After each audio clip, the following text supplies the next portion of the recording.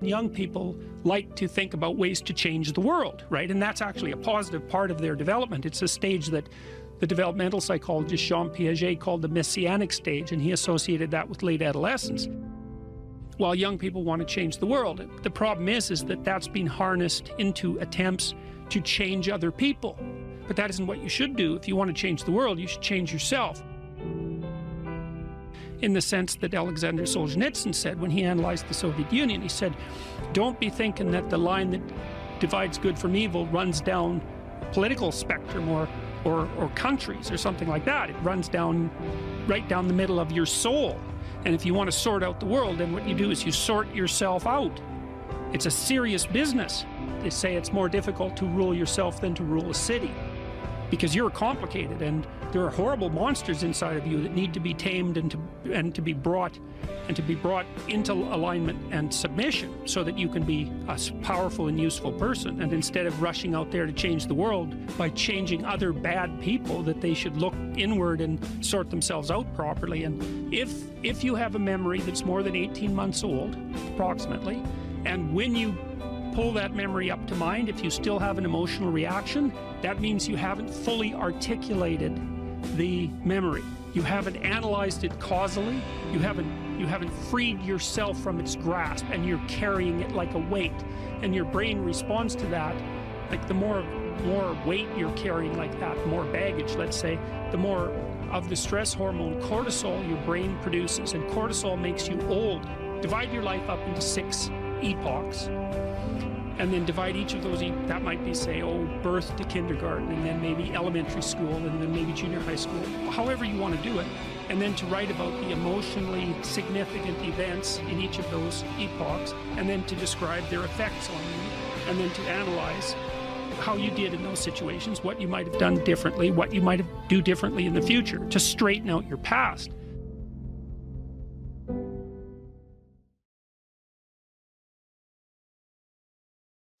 Where are you once you destroy your own ideal? What's left for you? There's nowhere to go. There's no up. And when there's no up, there's a lot of down. If you destroy your own ideal, which you do with jealousy and resentment and the desire to pull down people who you would like to be, let's say, then you end up in a situation that's indistinguishable from hell. Your moral degeneration contributes in no small way to the degeneration of the entire cosmos. Stop cheating at whatever game it is that you've chosen to play. That's a good start, and that'll straighten out your life.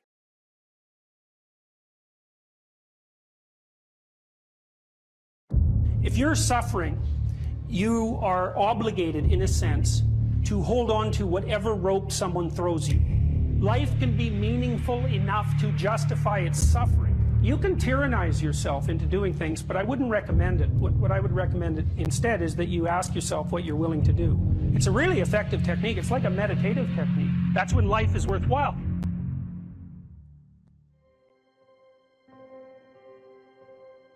I don't know exactly what's going to help you, but don't arbitrarily throw out any possibilities because you might not have that luxury.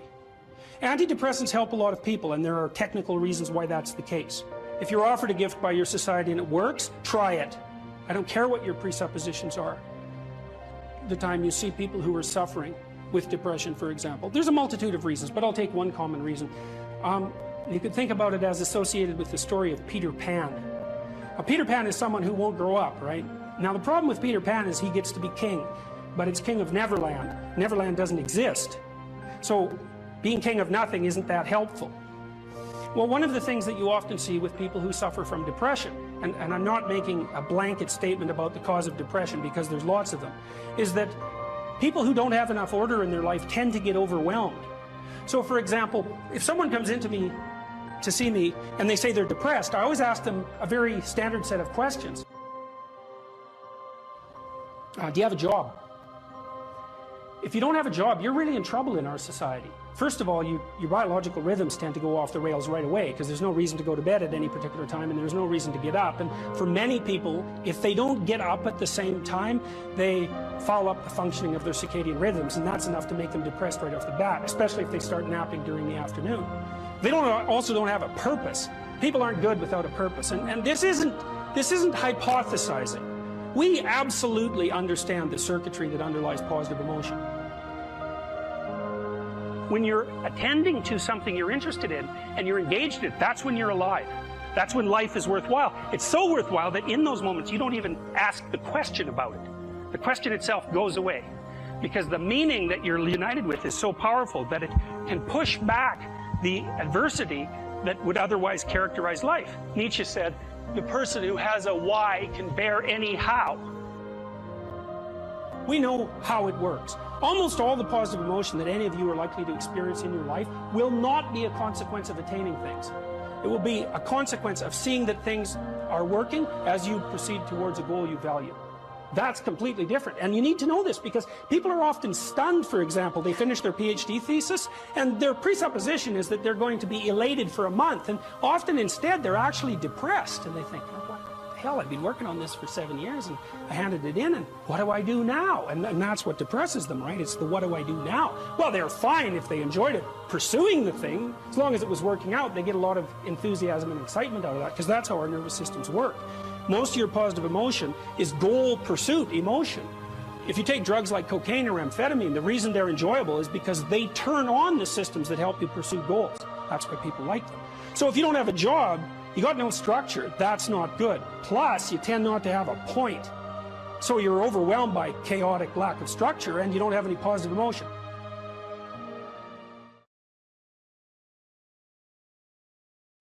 Every time you learn something, you learn because something you did didn't work. And that exposes you to the part of the world that you don't understand. Every time you're exposed to a part of the world that you don't understand, you have the possibility of rebuilding the structures that you use to interpret the world. That's often why it's more important to notice that you're wrong than it is to prove that you're right. One of the things that you're supposed to learn in university is precisely that. It might be useful to listen to people that annoy you on the off chance that they know something that, if they tell you, you can use instead of dying. Talking to people who agree with what you say is like walking around in a desert. You already know everything that they say. The reason you're associating with them in that situation is so that they never say anything that challenges you, because you're afraid that if you go outside of what you understand, that you won't be able to tolerate the chaos. But it isn't the case. People have an unbelievable capacity to face and overcome things they don't understand. And not only that, that's essentially what gives life its meaning. The Buddhists say life is suffering. And you think, well, if that's the case, why bother with it? And people do ask that question, and they ask it in ways that result in their own destruction, and worse, in the destruction of others. So, for example, people who become particularly cruel, particularly in a genocidal manner, are more than willing to dispense with as many human beings as they can possibly train their sights on, because they're so disgusted by the nature of human limitation that they'd rather eradicate it. And lots of people become suicidal because they can't bear the conditions of their own existence. And suffering is real, and it's inescapable. So the question is, what do you do about it?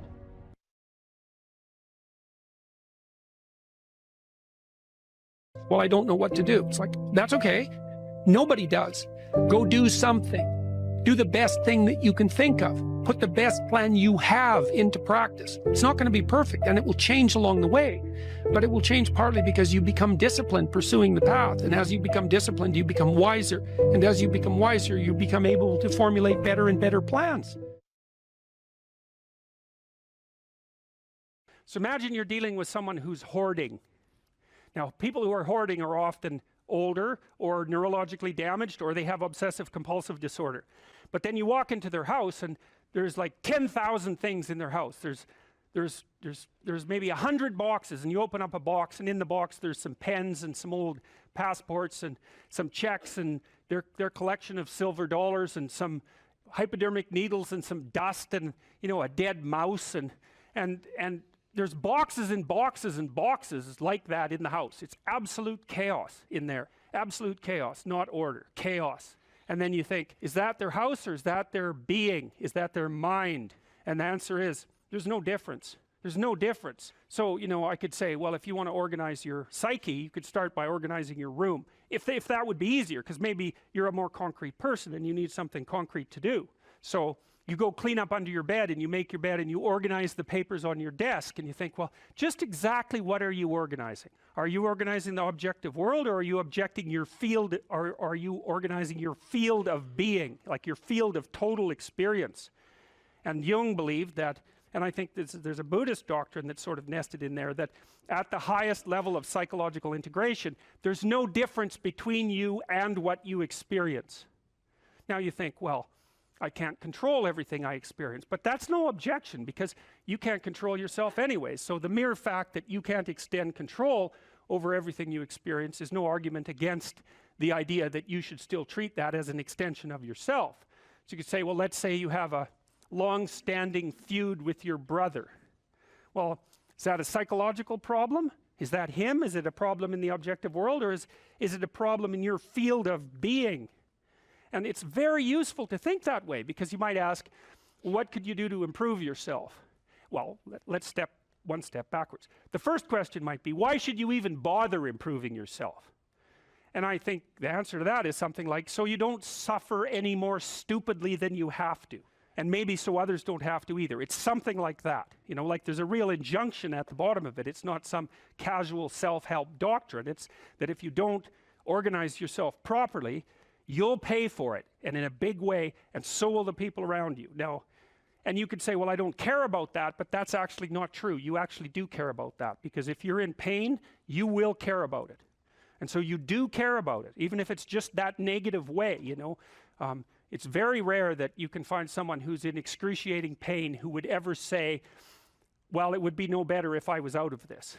It's sort of, pain is one of those things that brings the idea that it would be better if it didn't exist along with it. It's incontrovertible. So you get your act together so that there isn't any more stupid pain around you than necessary. Well, so then the question might be, well, how would you go about getting your act together? And the answer to that, and this is a phenomenological idea too, it's something like, look around for something that bothers you and see if you can fix it. So now you think, well, let's say you go into you can do this in a room. It's quite fun to do it just when you're sitting in a room, like a room, maybe your bedroom. You can sit there and just sort of meditate on it and think, okay, if I wanted to spend 10 minutes making this room better, what would I have to do? And you have to ask yourself that, right? It's not a command, it's like a genuine question.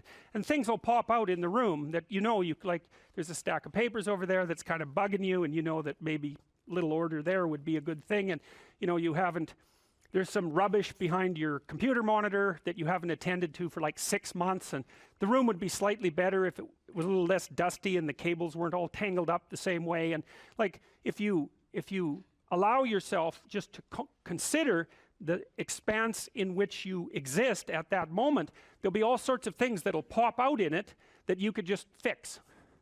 And you know, I might say, well, if you were coming to see me for psychotherapy, this easiest thing for us to do first would just be to get you to organize your room. You think, well, is that psychotherapy? And the answer is, well, it depends on how you conceive the limits of your being. And I would say, start where you can start. You know, if something announces itself to you, which is a strange way of thinking about it, as in need of repair, that you could repair, then hey, fix it. You fix 100 things like that, your life will be a lot different.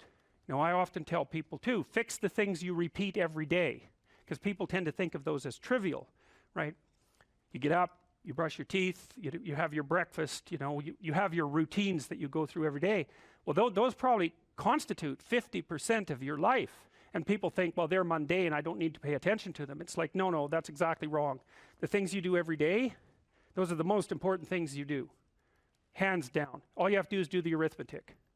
You figure it out right away. So 100 adjustments to your broader domain of being, and there's a lot less rubbish, and there's a lot less rubbish around, and a lot fewer traps for you to step into. And so that's in keeping with Jung's idea about erasing once you've got your mind and your emotions together, and once you're acting that out, then you can extend what you're willing to consider yourself and start fixing up the things that are part of your broader extent. Now, sometimes you don't know how to do that. So you might say, imagine you're walking down Bloor Street and there's this guy who's like alcoholic and schizophrenic and has been on the streets for 10 years. He sort of stumbles towards you and, you know, incoherently mutters something. That's a problem. And it would be good if you could fix it, but you haven't got a clue about how to fix that. You just walk around that and go find something that you could fix, because if you muck about in that, not only is it unlikely that you'll help that person, it's very likely that you'll get hurt yourself. So, you know, just because while you're experiencing things announce themselves as in need of repair doesn't mean that it's you right then and there that should repair them. You have to have some humility. You know, you don't walk up to a helicopter that isn't working and just start tinkering away with it. You have to stay within your domain of competence. But most of the time, if people look at their lives, you know, it's a very interesting thing to do. I like the idea of the room, because you can do that at the drop of a hat. You know, you go back to where you live and sit down and think, okay, I'm going to make this place better for half an hour. What should I do? And you have to ask, and things will just pop up like mad. And it's partly because your mind is a very strange thing. As soon as you give it a name, a genuine aim, it'll reconfigure the world in keeping with that aim. That's actually how you see to begin with. And so if you set it a task, especially, you have to be genuine about it, which is why you have to bring your thoughts and emotions together, and then you have to get them in your body so you're acting consistently. You have to be genuine about the aim, but once you aim, the world will reconfigure itself around that aim, which is very strange. And it's technically true. You know, the best example of that, you have all seen this video where you watch the basketballs being tossed back and forth between members of the white team versus the black team, and while you're doing that, a gorilla walks up into the middle of the video and you don't see it. It's like, you know, if you thought about that experiment for about 5 years, that would be about the right amount of time to spend thinking about it, because what it shows you is that you see what you aim at. And that, man, if you can get one thing through your head as a consequence of even being in university, that would be a good one. You see what you aim at. And so, because one inference you might draw from that is, be careful what you aim at, right? What you aim at determines the way the world manifests itself to you. And so if the world is manifesting itself in a very negative way, one thing to ask is, are you aiming at the right thing? Now, you know, I'm not trying to reduce everybody's problems to an improper aim. People get cut off at the knees for all sorts of reasons. You know, they get sick, they have accidents. There's a random element to being, that's for sure. And so you don't want to take anything, even that particular phrase, too far. You want to bind it with the fact that random things do happen to people, but it's still a great thing to ask. Okay, so Rogers was a phenomenologist, and he was interested in, he didn't start his philosophy from the perspective of subject versus object, or from the idea of psyche, like sort of inside you, your mind with its layers. That's not how he looked at it.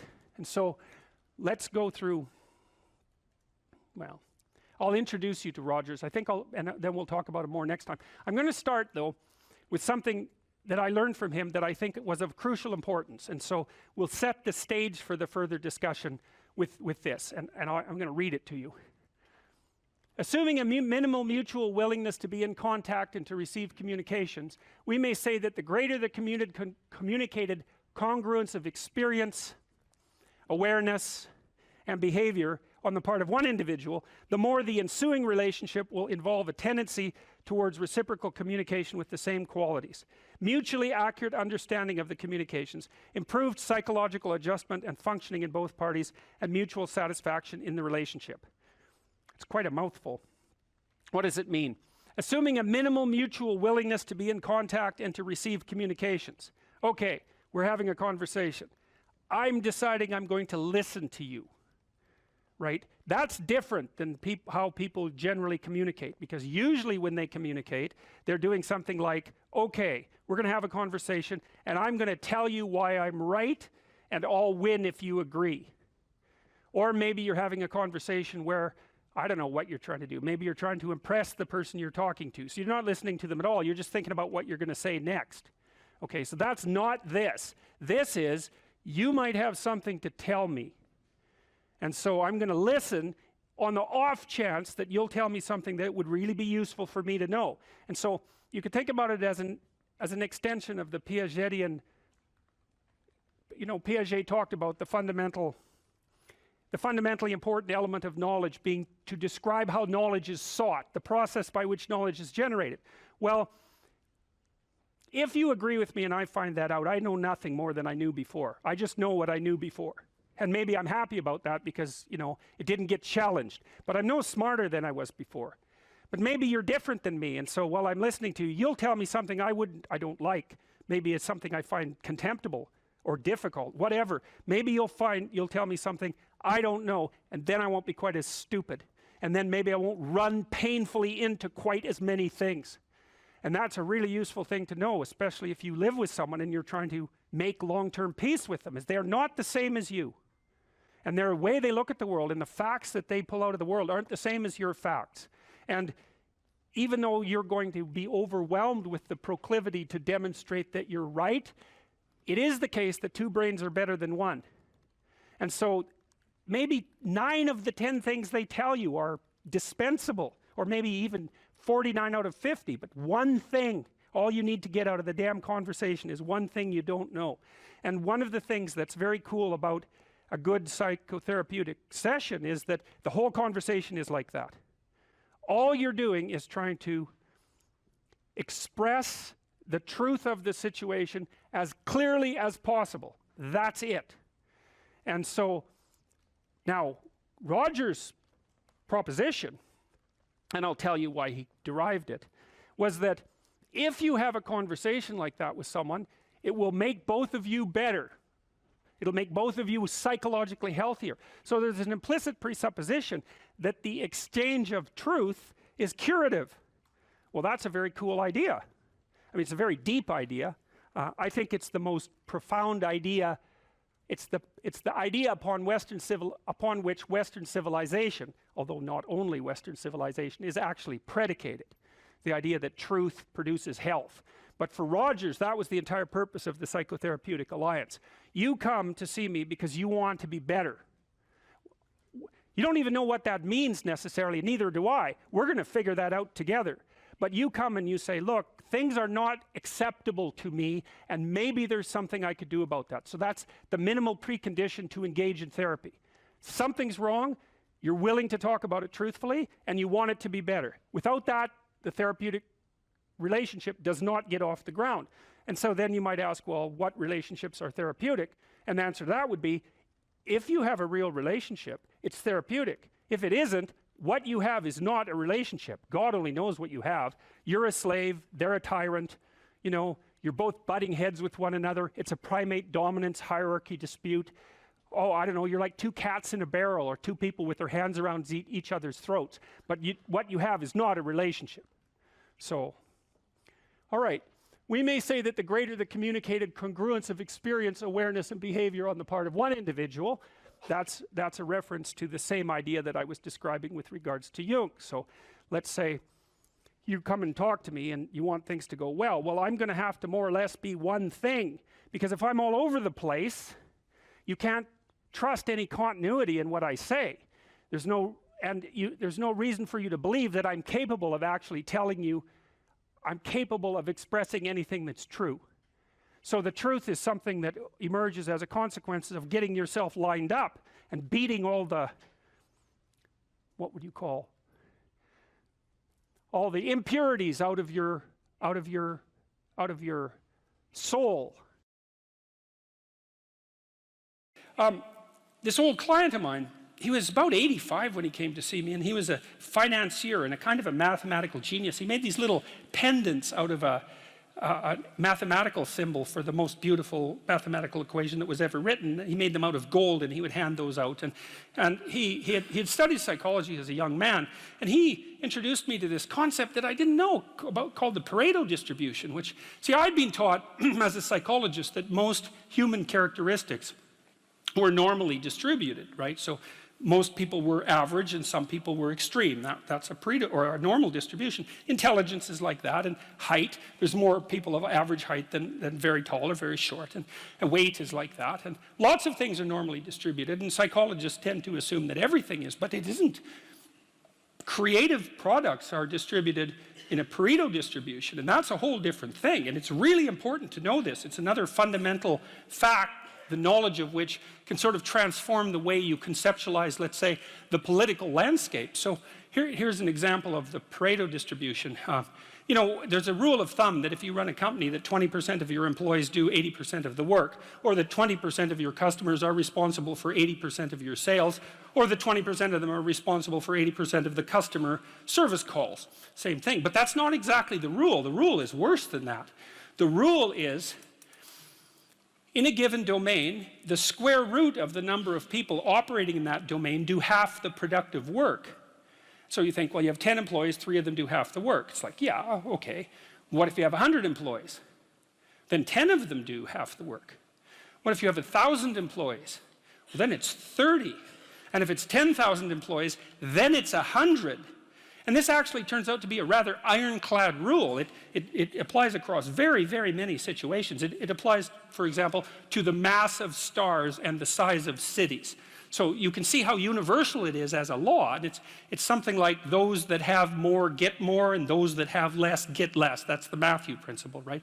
To those who have everything, more will be given. From those who have nothing, everything will be taken away. And the economists sometimes call that the Matthew principle. And so what that lays out is a world that's rife with inequality. So, you know, you hear this idea that I think it's the 85 richest people in the world have more money than the bottom 2 billion. That's a Pareto distribution phenomena. And you might say, to hell with capitalism for producing that. It's like, sorry, you got your diagnosis wrong. It's a natural law. It's no matter what society you study, you get a Pareto distribution of wealth. You get a Pareto distribution of number of records recorded. You get a Pareto distribution of number of songs written or goals scored. Like any creative product has that characteristic. And it's partly because as you start to become successful, let's say, people offer you more and more opportunities. And as you start to fail, people move away from you and you plummet. And so, okay, so that's rough. So what it means is that there is always a landscape of inequality. And I'm not saying that we shouldn't do anything about it, although I am saying that we don't know what to do about it. That's the thing, you know, because you can modify the Pareto distribution of wealth, let's say, but we don't know how to do it without maybe disrupting the system so completely that it collapses, which is what happened in the Soviet Union, for example, and in Maoist China. They were trying, at least in principle, to adjust inequality. But the cure was far worse than the disease. And the truth of the matter is, we actually don't know technically how much inequality there has to be to generate wealth. We can guess, and you could say, well, there should be less, and you might say, well, there should be more. If you're left-wing, you'd say less, and if you're right-wing, you'd say, well, we'll just let the inequality flourish. But we do know that it's inevitable, and we also know that we don't know how to regulate it. So, there is inequality. What that means is there's always going to be people around that are better at something than you are. And that's a problem, because you can get jealous and you can get bitter and you can get resentful, and worse, you can get hopeless, you know, because you look like I have this friend of mine. He told me something so funny. He was decrying his lack of success in the world, and he compared himself to his roommate. And he said, you know, his college roommate was doing much better than he was. And his bloody roommate was Elon Musk. It's like, really? Like, it's like, oh, you're not doing as well as Elon Musk. Well, I mean, you can see it would take it rather personally because they were roommates and everything. It wasn't like he was doing badly. Like, he was doing pretty damn well. It's like, I'm not as good as Elon Musk. It's like, yeah, well, you and like 7 billion other people, you know. But I thought it was instructive because you have to be careful who you compare yourself to. Now, you can't just not compare yourself to successful people, right? Because then you don't have anything to aim at. And one of the things I learned from Jung, this was a cool thing, I'm going to make a real lateral move here. Jung thought the book of Revelation was appended to the Bible because the Christ in the Gospels was too merciful. He was too nice a guy. Now, he's an ideal, right? And Jung said, wait a second, an ideal is always a judge. That's the thing about an ideal, because you're not as good as your ideal, so your ideal is a judge. And Revelation has Christ coming back as a judge, and that was Jung's explanation at the level of the collective unconscious for the pasting of that remarkably strange and terrible book onto the end of the Bible. So, anyways, my point is an ideal you need an ideal because you have nothing to aim at, but an ideal is a judge, and you always fall short of the ideal. So how the hell can you have the benefits of having an ideal without having the crushing blow that goes along with having the judge that always regards you as insufficient. So I was trying to work that out in the chapter, and this is something I've had to work out a lot as a clinical psychologist. It's like, well, let's say you need a goal, but we don't want to let your distance from the goal crush you. So you got to set up a goal, and then you got to make the goal, break the goal down into parts so that you can move towards it and you have a fairly high likelihood of doing it. So that's a bit of practical, I wouldn't say advice, it's because it's better than advice. It's some practical knowledge about how to go about achieving an aim. Set a high aim, but differentiate it down so you know what the next step is, and then make the next step difficult enough so you have to push yourself past where you are, but also provide yourself with a reasonable probability of success. It's also what you do with children, right? You want to push them because they need to grow up and be more than they are, right? But you don't want to crush them with constant failure. So what you do is aim high and make the goal difficult but proximal. So anyways, so that's one way of looking at it. But then the next thing is, you know, I've had clients, many clients in their 30s, who are trying to, this is more true with women, I would say. A lot of women who are very high achieving and who established their career goals at 30 and then want to differentiate out their life. They want to have a husband, they want to have a family, they're trying to figure out how to do that. And one of the things I've noticed that around 30, you really have to stop comparing yourself in some ways to other people. And the reason for that is that the particularities of your life are so idiosyncratic that there isn't anyone really all that much like you, you know, because the details of your life happen to matter. And so maybe you compare yourself to some rock star or something like that, and you know, the person's rich and famous and glamorous and all that, but you know, they're alcoholic and they use too much cocaine and they've had 3 divorces, and it's like, how the hell do you make sense out of that? Is that someone that you should judge yourself harshly against or not? The answer is you don't know, because you don't know all the details of their lives. And who do you know that you can compare yourself to? That's easy. You. Yesterday. So here's a good goal. It's something like, well, aim high.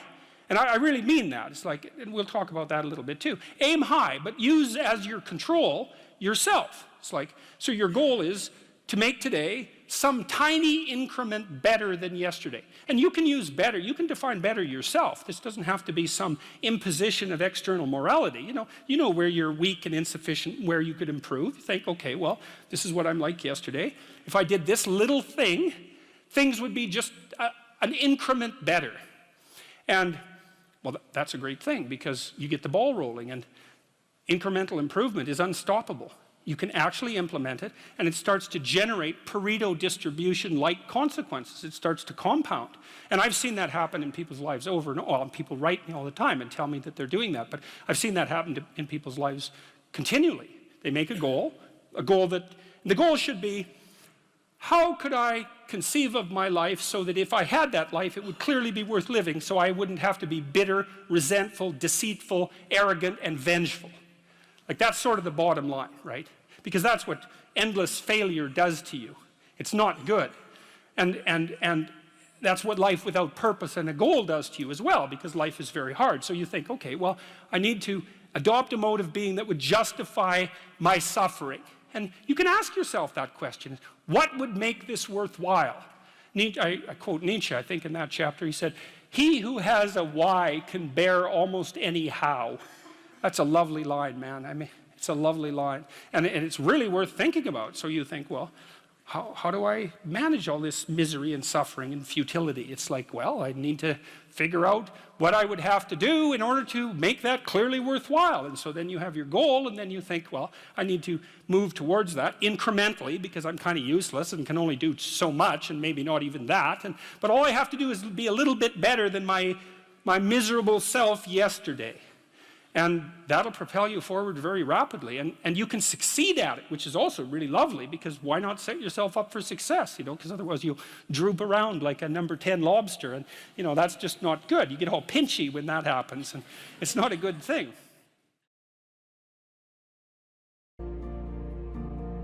Stop doing the things that you know are wrong that you could stop doing. Right? So it's a fairly limited attempt. First of all, we're not going to say that you know what the good is or what the truth is in any ultimate sense. But we will presume that there are things that you're doing that for one reason or another you know are not in your best interests. There's something about them that you just know you should stop. They're kind of self-evident to you. Other things you're going to be doubtful about. You're not going to know which way is up and which way is down. But there are things that you're doing that you know you shouldn't do. Now, some of those you won't stop doing for whatever reason. You don't have the discipline, or maybe there's a secondary payoff, or you don't believe it's necessary, or it's too much of a sacrifice, or you're angry or resentful or afraid. Who knows? So forget about those for now. But there's another subset that you could stop doing. It might be a little thing. Well, that's fine. Stop doing it and see what happens. And what'll happen is your vision will clear a little bit. And then something else will pop up in your field of apprehension that you will also know you should stop doing, and that you could stop doing, because you strengthened yourself a bit by stopping doing the particular stupid thing that you were doing before. That just puts you together a little bit more. And you can do that repeatedly for an indefinite period of time. And you know, that doesn't necessarily mean that you're going to ever be able to formulate a clear and final picture of what constitutes the truth and the good. But it does mean that you'll be able to continually move away from what's untruth and what's bad. And, you know, that's not a bad start. You have to treat yourself like you matter. Because if you don't, then you don't take care of yourself, and you become vengeful and cruel. And you take it out on people around you, and you're not a positive force. None of that's good. So you suffer more, and so does everyone around you. And there's a malevolence that enters into it. None of that's good. So that's what happens if you don't treat yourself like you matter. And then, well, what happens if you don't treat other people like they matter? Well, you lie to them, you cheat them, you steal, you enter into impulsive relationships with them. They can't trust you. That doesn't go anywhere. They don't like you. You end up alone at best, and maybe like incarcerated at worst. Like, that doesn't work. And so you watch the people around you who thrive, regardless of what they say. They act out the proposition that everyone matters. And then you have a functional society. And I think, okay, well, if when you act out the proposition that everyone matters, you have a functional society, maybe that's evidence that that proposition is true. It's like, I think it's true. It's unbelievable how little genuine encouragement many people need, and how they had none. No one ever said to them, and meant it, it's not okay for you to be a weak loser. It's not okay. And the reason it's not okay is because you could be way more than that. And it's a crime, an ethical crime, for you to allow all that necessary potential to go to waste. It hurts you, it hurts your family, it hurts the world. Really, really, it does. And people think, oh, okay, I get it. And they do get it, because they know at some level. The other thing people tell me, you know, they say, well, I've been paying attention to your lectures, developing a vision for my life, trying to tell the truth, trying to adopt more responsibility, and things are way better. But the other story is, you've been able to help me put into words things I always knew to be true, but didn't know how to say, which is a good role for an intellectual to play. And so, well, so that's why this all makes me emotional. It's so good, you know, and so much of this has been covered as if it's political. It's not political, what I'm doing. It's not political. I don't tell people that they're okay the way they are. No, I say, no, you could be way more than you are. And they're relieved about that, you see, because if you're in a dark and terrible place and someone says you're okay the way you are, then you don't know what to do about that. It's like, no, I'm not. I'm having a terrible time, and I'm hopeless. You're okay the way you are. Well, then what? That's it? That's where I am? And what do you want to tell a young person? You're 17. You're okay the way you are. It's like, no, you're not. You got 60 years to be better, and you could be way better. You could be incomparably better across multiple dimensions. And in pursuing that better, that's where you'll find the meaning in your life. And that will give you the antidote to the suffering. People have asked me in my book why I wrote it as an antidote to chaos, you know, because, well, there isn't anything technically wrong with chaos. Chaos is a place of great potential. Well, the question is, what's the proper balance between chaos and order? Chaos, potential, and order. Well, the answer is, look, when you're a kid, you're all potential. It's chaotic potential. It can manifest itself in any number of ways. And maybe you don't want to give that up. So you're like Peter Pan. You want to be a kid forever because you don't want to give up the potential.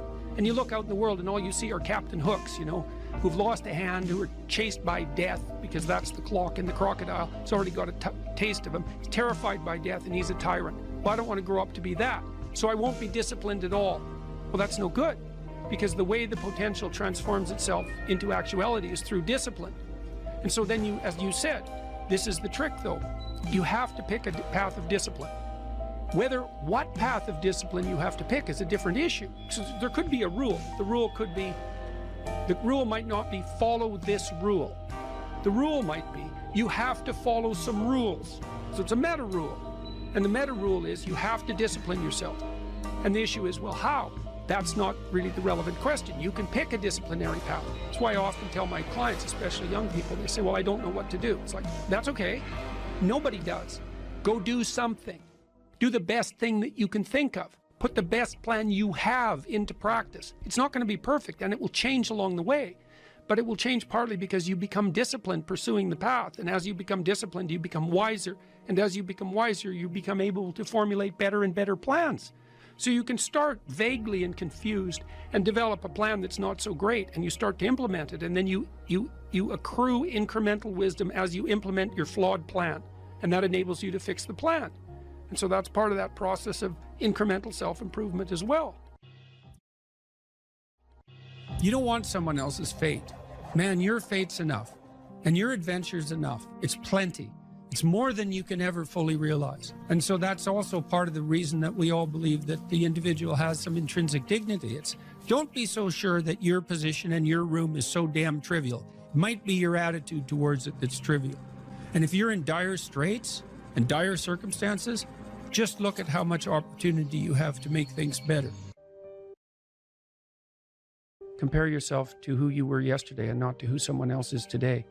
The same basic idea, right, is that you have to get your markers for success right, because otherwise you can end up in the situation you described, which is that, like, there's always people out there who are doing far better than you on pretty much anything you want to imagine. And if all you're doing is seeing yourself in their reflected light, let's say, then it's going to be pretty damn dismal. But it's not a good comparison, because you shouldn't just compare.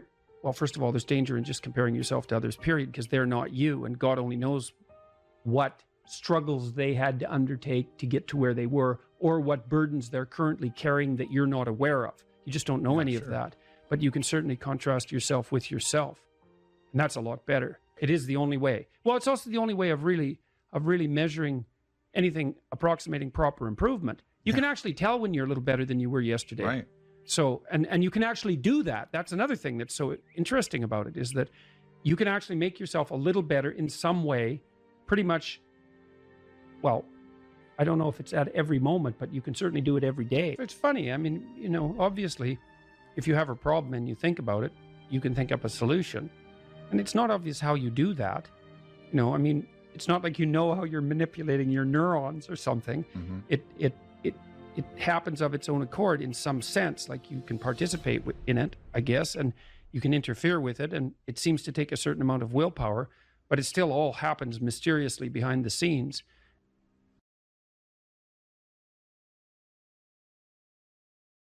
If you're going to be a fighter, you have to want to win, and you have to want to hurt people. I mean, not for the sake of hurting them. That's what makes you different than an evil person. But you have to have that capacity. You have to develop that.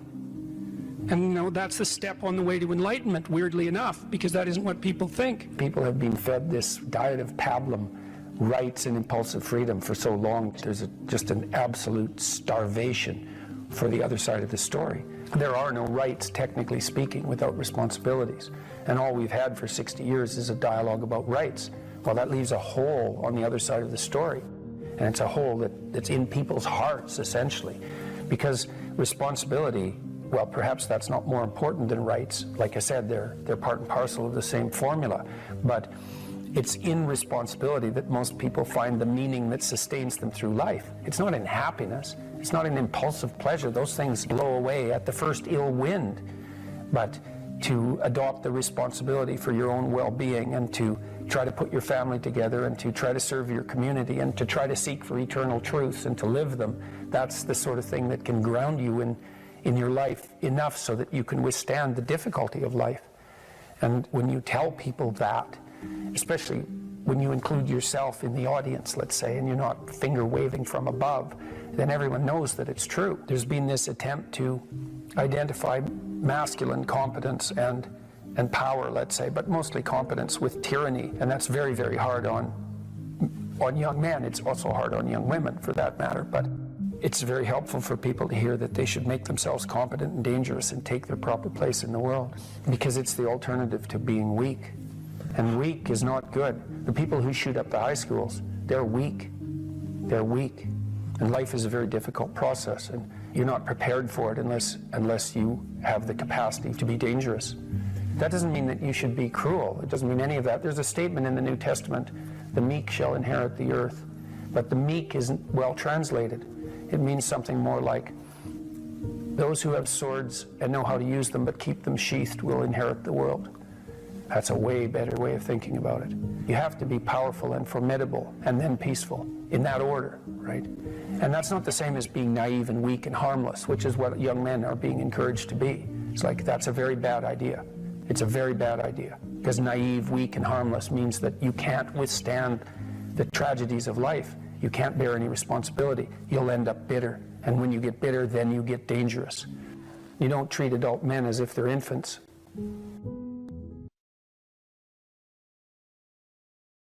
But the young men really need to hear this more, I think, is that you should be a monster. You know, because everyone says, well, you should be harmless, virtuous. You shouldn't do anyone any harm. You should sheath your competitive instinct. You shouldn't try to win. You know, you don't want to be too aggressive. You don't want to be too assertive. You want to take a back seat and all of that. It's like, no. Wrong. You should be a monster, an absolute monster, and then you should learn how to control it. If you're harmless, you're not virtuous. You're just harmless. You're like a rabbit. A rabbit isn't virtuous. It just can't do anything except get eaten. It's not virtuous. If you're a monster and you don't act monstrously, then you're virtuous. But you also have to be a monster. Well, you see this all the time. Harry Potter's like that too. It's like he's flawed, he's hurt, he's got evil in him. He can talk to snakes, man. He breaks rules all the time. All the time. He's not obedient at all. But, you know, he has a good reason for breaking the rules. And if he couldn't break the rules, him and his little clique of rule-breaking, you know, troublemakers, if they didn't break the rules, they wouldn't attain the highest goal. So it's very peculiar, but it's a very, very, very, very common mythological notion. You know, the hero has to be a monster, but a controlled monster. Batman is like that, you know. I mean, it's everywhere. It's the story you always hear. Someone who is incapable of cruelty is a higher moral being than someone who is capable of cruelty. And I would say, and this follows Jung as well, that that's incorrect, and it's dangerously incorrect, because if you are not capable of cruelty, you are absolutely a victim to anyone who is. And so part of the reason that people go watch anti-heroes and villains is because there's a part of them crying out for the incorporation of the monster within them, which is what gives them strength of character and self-respect, because it's impossible to respect yourself until you grow teeth. And if you grow teeth, then you realize that you're somewhat dangerous, or maybe somewhat seriously dangerous, and then you might be more willing to demand that you treat yourself with respect and other people do the same thing. And so that doesn't mean that being cruel is better than not being cruel. What it means is that being able to be cruel and then not being cruel is better than not being able to be cruel. Because in the first case, you're nothing but weak and naive. And in the second case, you're dangerous, but you have it under control.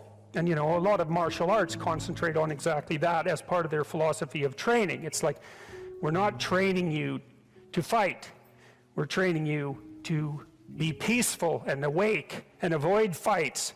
But if you happen to have to get in one, and I guess the philosophy also is that if you're competent at fighting, that actually decreases the probability that you're going to have to fight, because when someone pushes you, you'll be able to respond with confidence, and with any luck, and this is certainly the case with bullies, with any luck, a reasonable show of confidence, which is very much equivalent to a show of dominance, is going to be enough to make the bully back off. And so the strength that you develop in your monstrousness is actually the best guarantee of peace. And that's partly why Jung believed that it was necessary for people to integrate their shadow.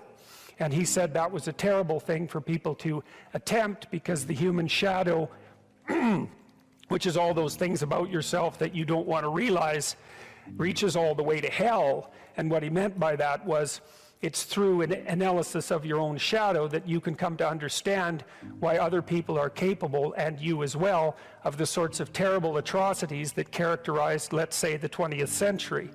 And without that understanding, there's no possibility of bringing it under control. When you study Nazi Germany, for example, or you study the Soviet Union, particularly under Stalin, and you're asking yourself, well, what are these perpetrators like? Forget about the victims, let's talk about the perpetrators. The answer is, they're just like you. And if you don't know that, that just means that you don't know anything about people, including yourself. And then it also means that you have to discover why they're just like you. And believe me, that's no picnic.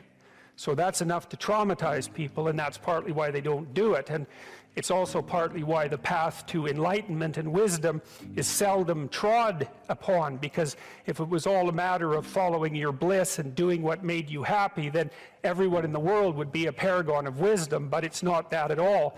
It's a matter of facing the thing you least want to face.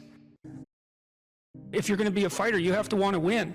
And you have to want to hurt people. I mean, not for the sake of hurting them. That's what makes you different than an evil person.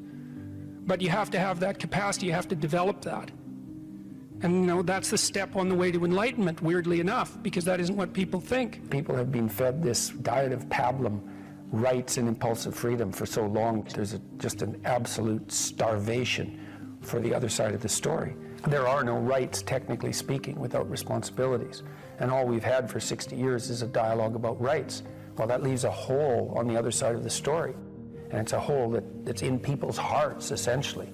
Because responsibility, well, perhaps that's not more important than rights. Like I said, they're part and parcel of the same formula.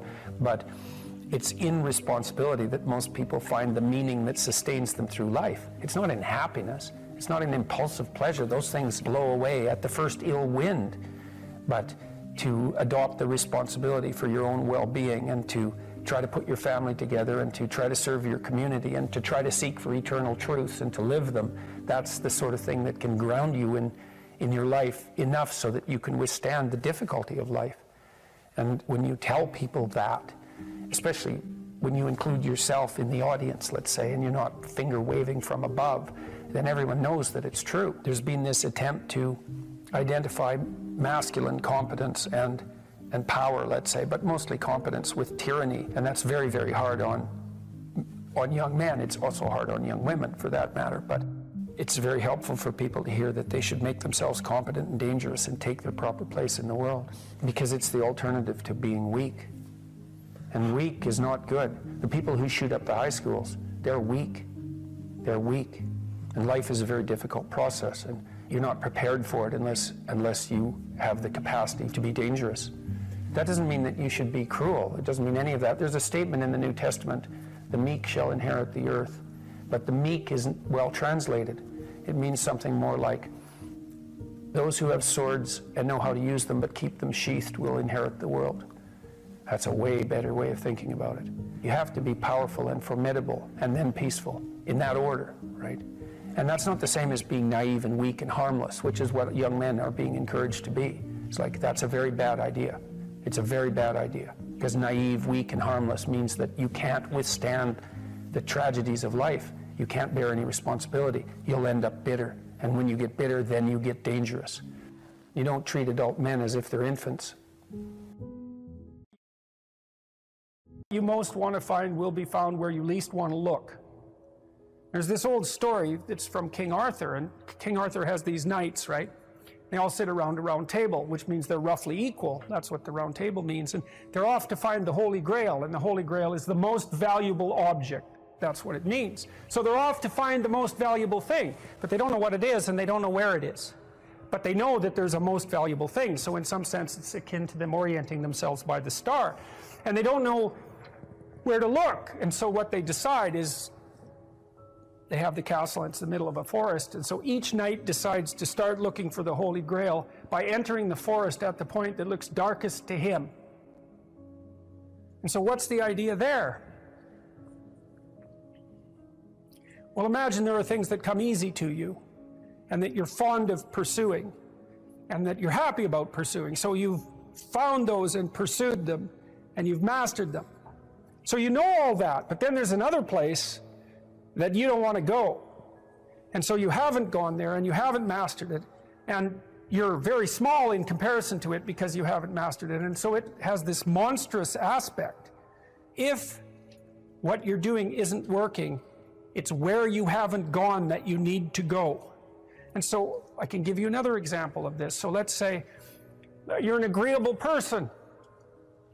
And so you don't like conflict and you won't stand up for yourself. And you regard anger and the proclivity to provoke and to engage in conflict as something that's positively terrible. It's not only that you're not good at it, it's actually that it's wrong. So that's where you have to go if you're going to learn how to stand up for yourself. And imagine that you're afraid. Maybe you have something like agoraphobia. And so there's a whole bunch of things that you're afraid of, and you don't want to go there. But if you want to put yourself together, then that's exactly where you have to go. And so it's frequently the case that what you want to find is to be found where you least want to find it.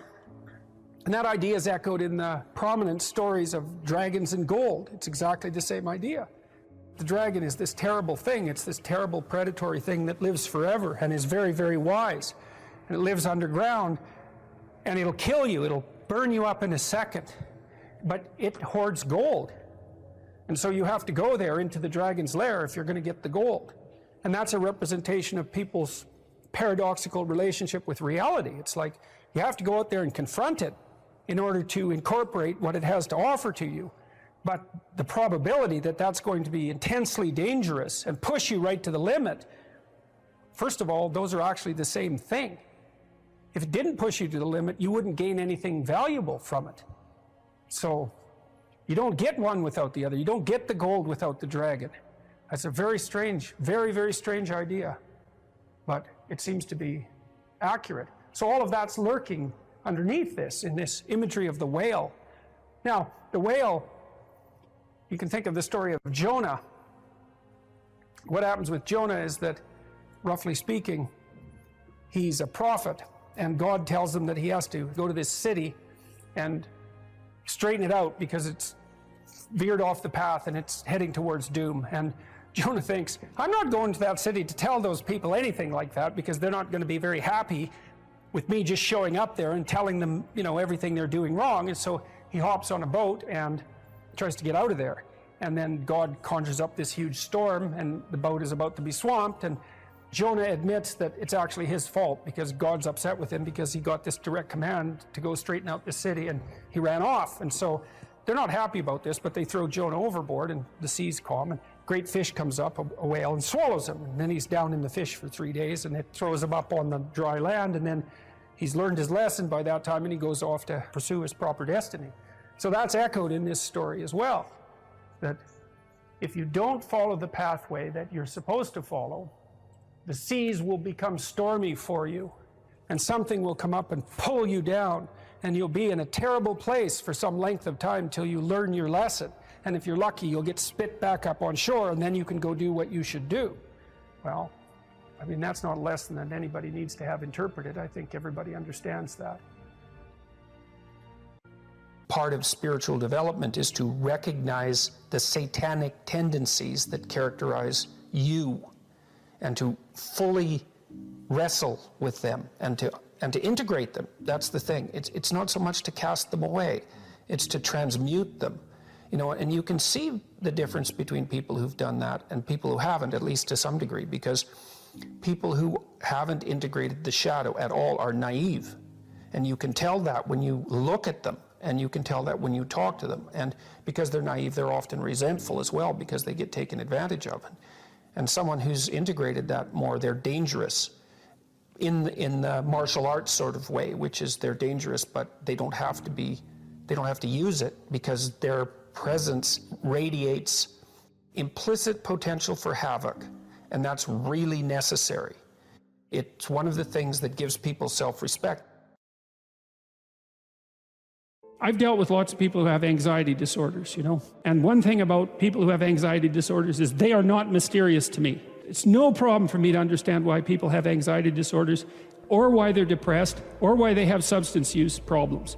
The mystery to me is always why people don't have all of those things at once, because everybody has a reason to be anxious. In fact, we have the ultimate reason to be anxious because we know that we're vulnerable and we know that we're going to die. And how you cannot be anxious under those circumstances is a great mystery. It's a massive mystery. And the same thing applies with regards to depression. And then the same thing applies to some degree with regards to drug and alcohol abuse. As I said last week, there's plenty of reasons to drown your consciousness in alcohol, that's for sure. We could refer to the aforementioned anxiety and depression, not least. And the sorts of drugs that people are prone to take are chemicals that take the affective edge off the tragedy of life. So back to the issue of fear. Abraham is self-conscious, that's what this commentary says, but the thing is he moves forward despite that. He's self-conscious and he knows the danger, but he moves forward despite that. And that's actually the appropriate response in the face of actual non-naive understanding of what constitutes life. Like if you're naive and you move forward, it's like, well, what the hell do you know? There's no courage in naivety because you don't know what there is to stop you. You don't know what dangers you might apprehend, but to be aware of what it is that your problem is. So to be alert existentially, let's say, or to be fully self-conscious means that you're perfectly aware of your limitations and how you might be hurt. And then to make the decision to move forward into the unknown and the land of the stranger. Anyways, I would say that's one of the secrets to a good life. And I can say that really without fear of contradiction, I would say, because the clinical literature on this is very, very, very clear. What you do with people who are afraid and to some degree depressed, but certainly anxious, is you lay out what they're anxious about, first of all, in detail. What is it that you're afraid of? What might happen? And then you decompose it into small problems, hypothetically manageable problems, and then you have the person expose themselves to the thing that they're afraid of, and what happens isn't that they get less afraid. That isn't what the clinical literature indicates exactly. What happens instead is they get braver. And that's not the same thing, right? Because if you get less afraid, it's like, well, the world isn't as dangerous as I thought it was, silly me.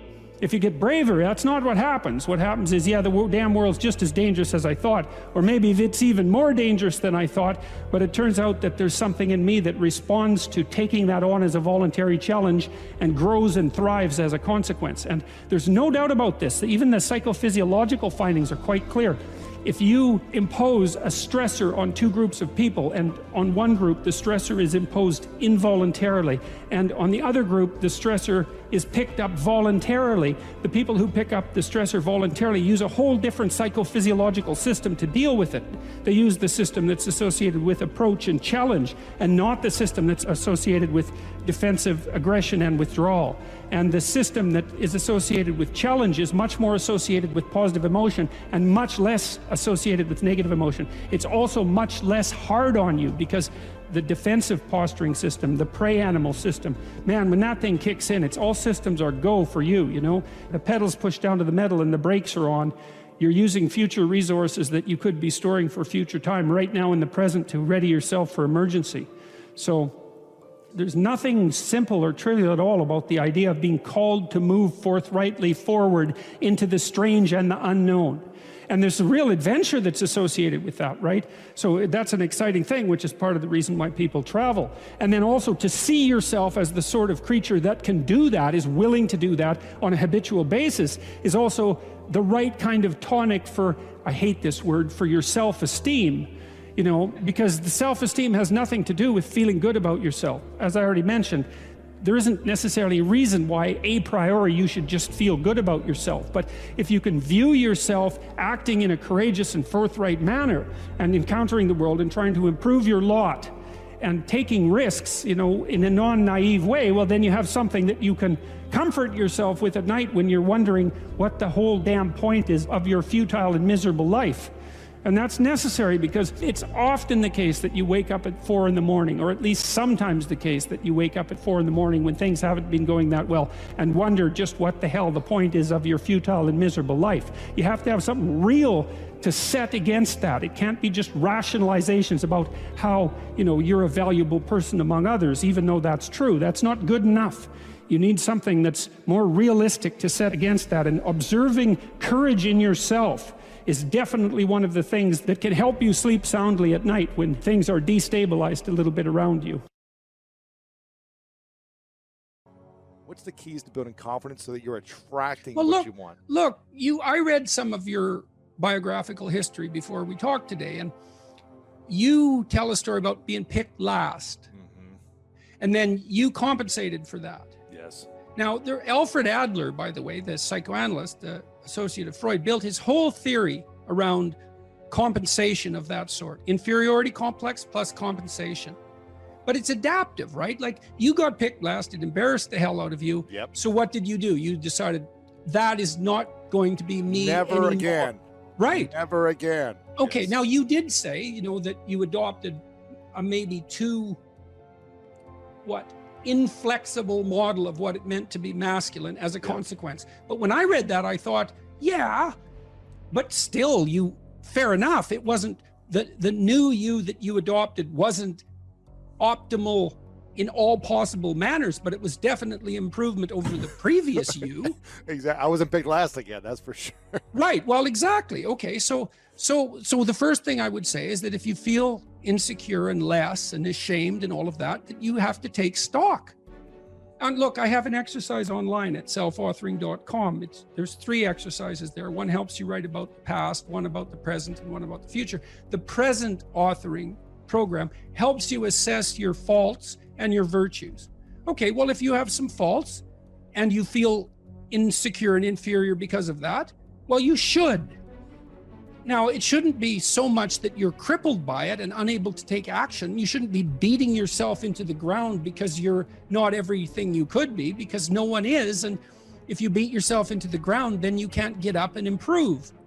But you have to differentiate. It's like, okay, to what degree am I being hard on myself, counterproductively critical, hearing the voice of my too harsh and angry father in my head, Right. Adopting inappropriate stereotypical representations of masculine competence? How much of my self-criticism is ill-advised? Fair enough. And you want to deal with yourself with a certain amount of care. But then along with that, there's fix your weaknesses. You know, if you're ashamed of being ignorant, you're showing up at a party because, you know, you claim to knowledge that you don't have and someone exposes you. Well, you can be angry at them, and you probably will, but they've actually done you a favor. They pointed out an inadequacy is a pathway that you can travel down, right? A recognized inadequacy is, it's such a gift in some sense, if it's accurate. I'm in it, because you think, well, what should I do? What should I do with my life? That's a real complicated question. Oh, here's an inadequacy. Excellent. You have a goal now. Rectify it. Now, you still have to think strategically and figure out how to rectify it and do it step by step. But Carl Rogers, the psychotherapist, pointed out that the person, for therapy to be successful, the person has to want to change. So they have to have recognized that they have a problem. If someone is mandated by the court to attend therapy, it's very difficult for the therapist to convince them that they have a problem. Once you're convinced you have a problem, it's like, away you go. You know, I know it's still technically difficult. It requires discipline and all of that. There's no magic solution. But if you're plagued by feelings of inferiority, you should rectify the most obvious inferiorities. I would say that you have to rectify an inadequacy when it's clearly an impediment to your goal. Or you have to shift goals. But if you're shifting goals because of an inadequacy related impediment, then you have to ask yourself, is your desire to shift the goal reliable, or are you just taking the easy way out? Right. You can protect yourself by picking a different goal that's more difficult. That's a good mental hygiene practice, because sometimes you should switch goals rather than rectifying inadequacies. But you can fool yourself then, and that's not good.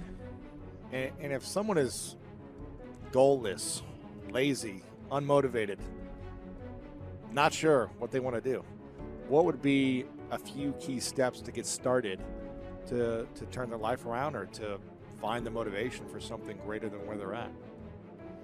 Well, I think a fair bit of that's probably to be found in, you can find it in shame, you can find it in guilt, you can find it in conscience, you can find it in anger, you can find it in interest and engagement and beauty. There's lots of pathways. If you're angry about something in the world, well, you know, that's an indication that that's in some sense your problem, right? It's speaking to you in a moral sense. This shouldn't be that way. Well, maybe you're the person who should do something about it in some manner. Maybe it'll take your whole life to figure out how to do that.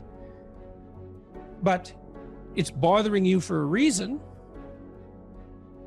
So the negative emotions can be a pathway to transformation.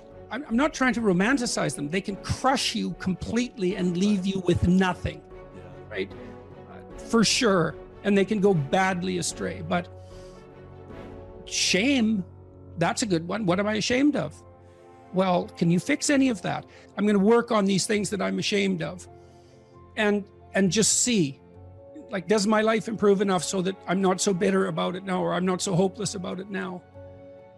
And my experience has generally been that works. It works.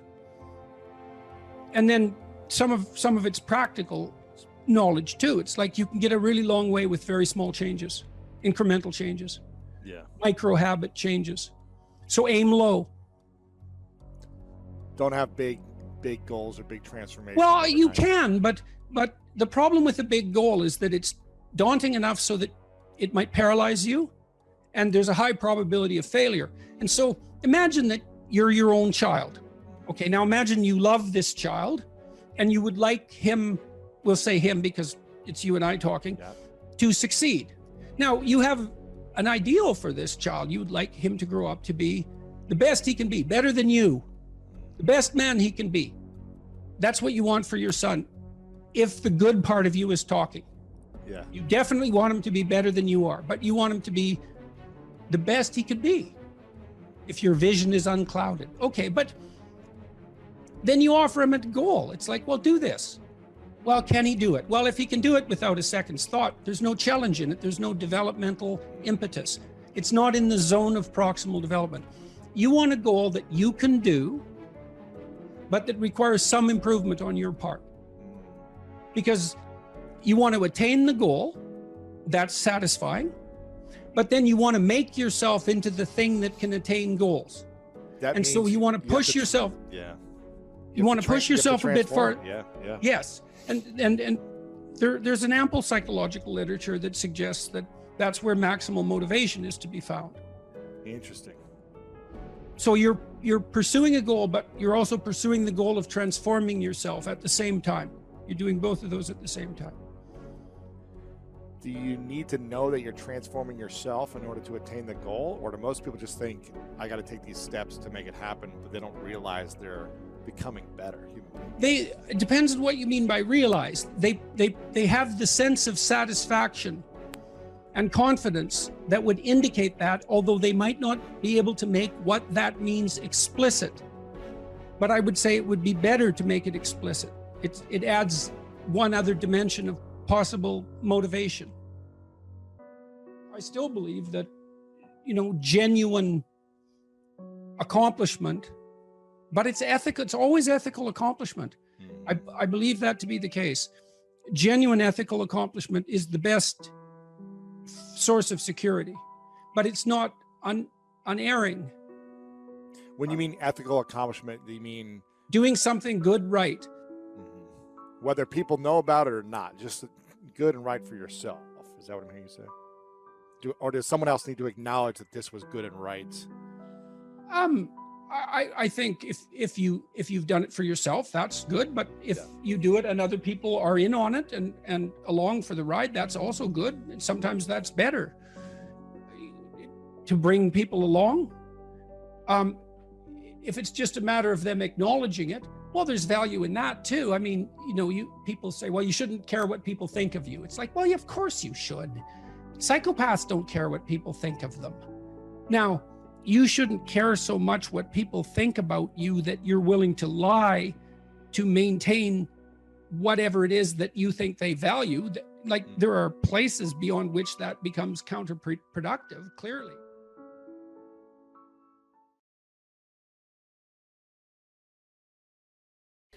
I have no direction or goals in my life at the moment. What can I do to regain my compass in life? Well, you talked about that a little bit in your intro.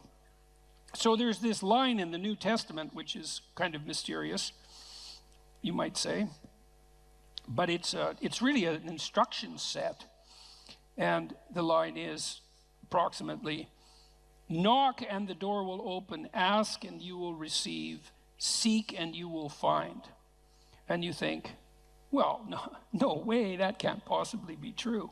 But it's true if all of that is undertaken seriously. So one of the things that Tammy and I learned to do when we were trying to adjudicate our arguments, and we both tried to abide by that, was like, if I'm upset with her, let's say, it's clearly because she's done something wrong. One of the things that I'm required to do is let her know what my conditions for satisfaction are. It's like, what do I want?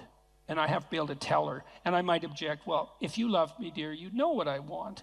And people say that to each other all the time, and they should immediately get slapped for that. It's just like, I'm too stupid to know what I want, let alone figure out what you want. You don't even know what you want. So it's good to kind of clue your partner in. Here's what I would, now that doesn't mean once you let the person know that they're necessarily going to deliver it, but they might, especially if you also allow them the luxury of doing it stupidly and badly, at least to begin with. Your wife might tell you, when I put some effort into getting ready to go out, I'd like you to say something nice. It's still a bit vague. It's like, okay, dear, exactly what would you like me to say? Well, that's an annoying thing for your wife to have to think through, and it's annoying for you maybe to have to mouth those words, but, you could do it stupid and badly 20 times and maybe get a little expert at it, and by the 100th time, you're like world expert at compliment deliverer, and you can encourage her to pursue her interest in attire, let's say, and why isn't that a good thing for both of you? And so, but that's all dependent on whether or not you're willing to let yourself know what you want. And that's all dependent on whether or not you're willing to ask. And so one of the things you can ask yourself, and this is very useful, is what would your life have to look like in order for it to justify itself to you?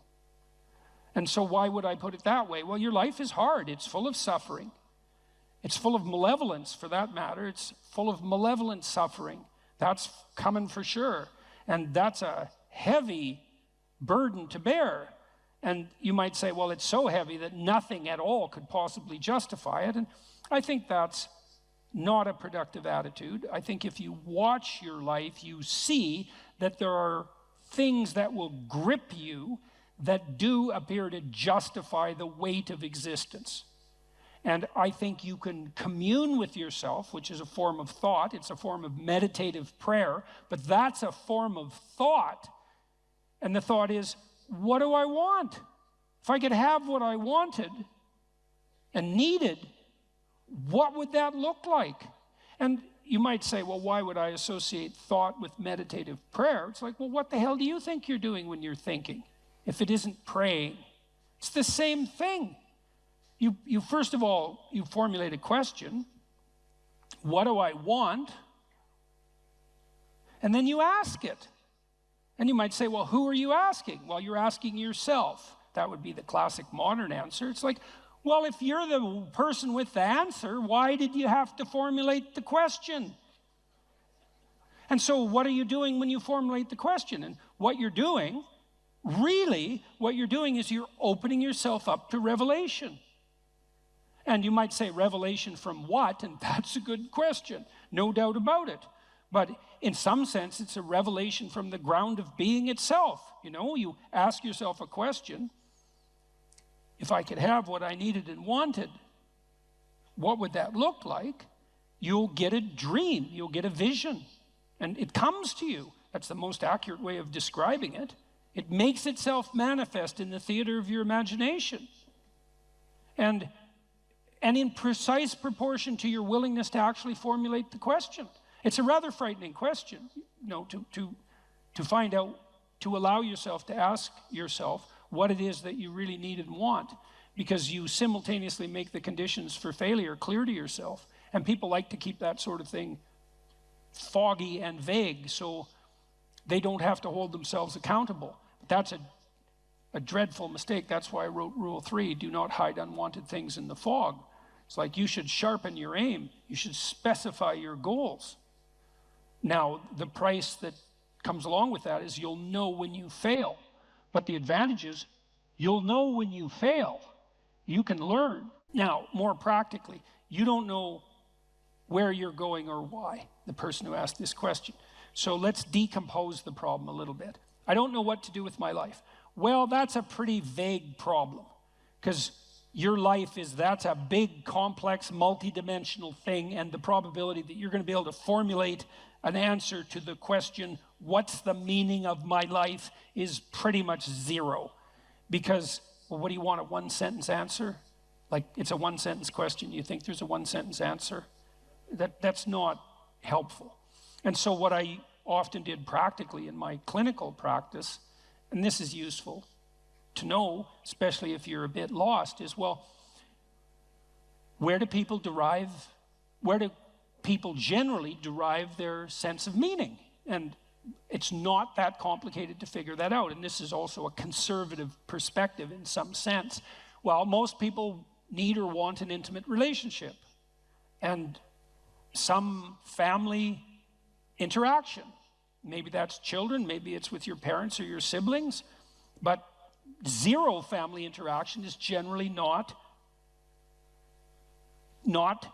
part of the optimized human condition. Most of us would like to have a friend or two. We need a job or a career to keep body and soul together, but also so that we're in harness and we can pull against a weight that in a noble and productive and generous manner. We perhaps need to be engaged in something creatively. We have to take care of ourselves mentally and physically. We should adopt some civic responsibility. We need to protect ourselves against major sources of hedonistic and impulsive temptation. There's 8 things. It's like, well, pursue one of them. Start there.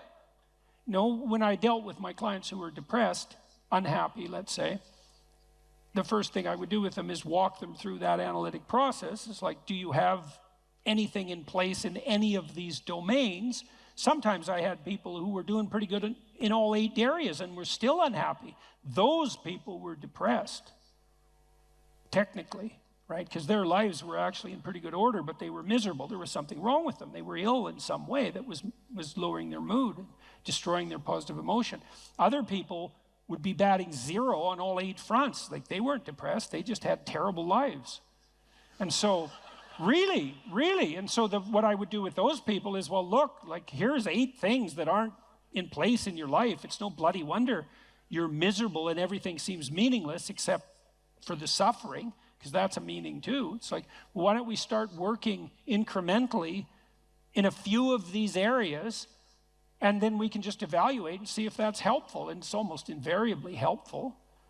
You know, and part of that is, well, specify. You ask yourself, well, what do I need that I don't have? Well, maybe I'd like to have a partner.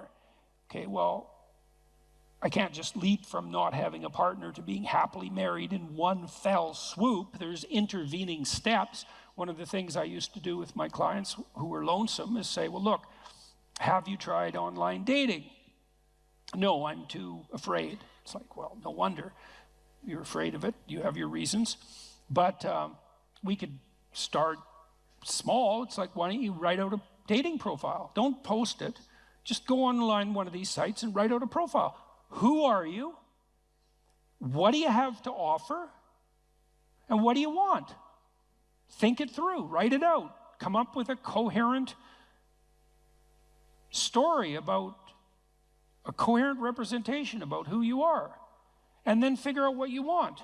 And see how that works. We can play that through. And then maybe when you develop that in a manner that feels solid to you and reliable and genuine, and you've also developed a vision of the person that you're trying to attract, that would help you feel confident in your happiness if you actually met that person. Well, then you're ready to go. Launch it on the site and talk to the person. You know, first maybe it's just text, and then maybe it's coffee. And, you know, there's incremental ways of doing this, and you can do that with all of those 8 domains. It's like, get yourself a life. And if you're firing on all cylinders in all 8 dimensions and you're still depressed, and this is a specific answer to the person formulating this question, if you're still unhappy, you should probably go see someone because you're probably sick. You know, if you've got all of those, if you have all that skill and you have all those relationships and activities in place and you still are suffering an excess of anxiety and pain and insufficient hope and motivation, it's highly probable that something, you know, that something's afflicting you that's in the nature of an illness. But if you have none of those things, it's like, well, it's no wonder you're miserable. Misery is the default human condition in the absence of sustaining meaning, just like hunger is the default condition in the absence of food. And you need productive engagement, productive, generous, reciprocal engagement in order to provide you with the genuine meaning that sustains you in life. And the pathway, a lot of the pathway to that is pretty pragmatic and practical. You got no friends? That's likely a problem. You're a creative person, you have no creative outlet? That's not going to work out for you. No, you're lonesome because you don't have an intimate relationship? That's a source of pain. Those things have to be rectified, and you can do that incrementally, and that works. So that's a practical pathway to incremental improvement. And one of the things that's cool about that, because you might be thinking, oh my God, this is hopeless. I don't have any of those 8 things. I might as well just end it all tonight. It's like, and people certainly think that, you know, and I'm not making light of it. One of the things that's very much worth knowing is that a lot of positive emotion is dependent technically on the observation, on your personal observation that you're moving towards a valued goal. See, not that you've attained the goal. So imagine that you're in your hopeless situation and you decide, well, I'm going to work on the relationship front. So now you develop a vision of what a relationship might be like, and you posit that as a promised land, let's say, and then you differentiate that so you can make incremental steps forward, and the incremental steps are small enough so that you actually take them. As soon as you start to take them and you observe yourself moving forward in relationship to that goal, then first of all, you'll be stabilized on the anxiety front because now you have a purpose that's finite and defined. And second, you have positive emotion because you experience positive emotion in relationship to observing yourself move towards a valued goal. So right away, you don't have to attain the goal in order to be meaningfully engaged. You just have to be on the pathway forward. And so you can benefit from this almost immediately. And if you want to do something practical, I have a program online at selfauthoring.com called Future Authoring that helps people develop a vision on these 8 different dimensions, along these 8 different dimensions that I just outlined. And you could go and do that, do it badly, because you're not going to get it perfect anyways, and then get humble enough to make the incremental steps small enough so someone as useless as you might actually do them, and then away you go. And that works out. We used this program, for example, we had students in 3 universities, but I'll talk about one, vocational college in Canada, we had all the students who were going to this vocational college. We divided them into two groups. They either wrote for 90 minutes about what they had done in the last 2 weeks in their life, or they wrote for 90 minutes about their vision across these dimensions that I described. They didn't have any training, no warning, except that they knew they were going to participate in the study, and no one even reviewed what they wrote. And we dropped the dropout rate of those students by 50% in the first year. All they needed was a compelling vision, you know, and that's what we all need. We all need a compelling vision. We're visionary creatures in the literal sense. We need a compelling vision, and one of the things our society does very badly is to encourage people, is to let people know that they are visionaries and to encourage them to develop for themselves a compelling vision. It's very sad that we don't do that, especially because if you do that with people, the results are spectacular and immediate. You know, and one of the things that's been heart-rending, I would say, for both of us, going around the world talking to people, is people frequently stop me on the street and say, the story is in some sense archetypal, although the details vary in interesting ways. I wasn't in a very good place. I was suffering, and there's usually reasons for that. And then I listened to your lectures, which of course are predicated on the observations of brilliant clinicians and psychologists, and so the ideas aren't attributable to me. They're just great ideas. I listened to your lectures and I started developing a vision and attempting to put my life together, and things are way better. It's like, what's so sad about it's very pleasing to hear that in one sense, because the upside of the story is the improvement, right? The movement away from the catastrophe. But the downside of the story is twofold. First of all, the catastrophe was there to begin with. And second, it didn't take much encouragement to fix it, which brings the question right up to the forefront. Why the hell wasn't that encouragement there to begin with? Why are so many people dying on the vine for lack of an encouraging word? Because it's definitely the case. That pertains to the mental health of young people. And it's in no small part because we do everything we can to punish the spirit out of young people. We especially do that with boys. But we're pretty good at, you can't do that to boys without doing it to girls too in the final analysis, because we're basically stuck with each other. So develop a compelling vision, and one that you're the one who judges whether or not it's compelling. You want to formulate a vision such that you apprehend the vision, you think, oh my God, if I could have that, life would be worth living. Well, yeah, that's what you want. And you might find that you're actually not that hard to satisfy. You know, that what would satisfy you, fill you with hope, stabilize you psychologically, is actually within your grasp. And certainly my experience on the clinical front was that was the case. One of the things I loved about being a clinician, I really loved this, was that generally my clients who were genuinely aiming up, because not all of them were, but most of them were, the ones who were genuinely aiming up made rapid progress. And it was extremely engaging and entertaining to work with them on that. You know, we'd set goals. I want to triple my salary in 3 years. That was fun. It's like, okay, that sounds like a war. How might you do that?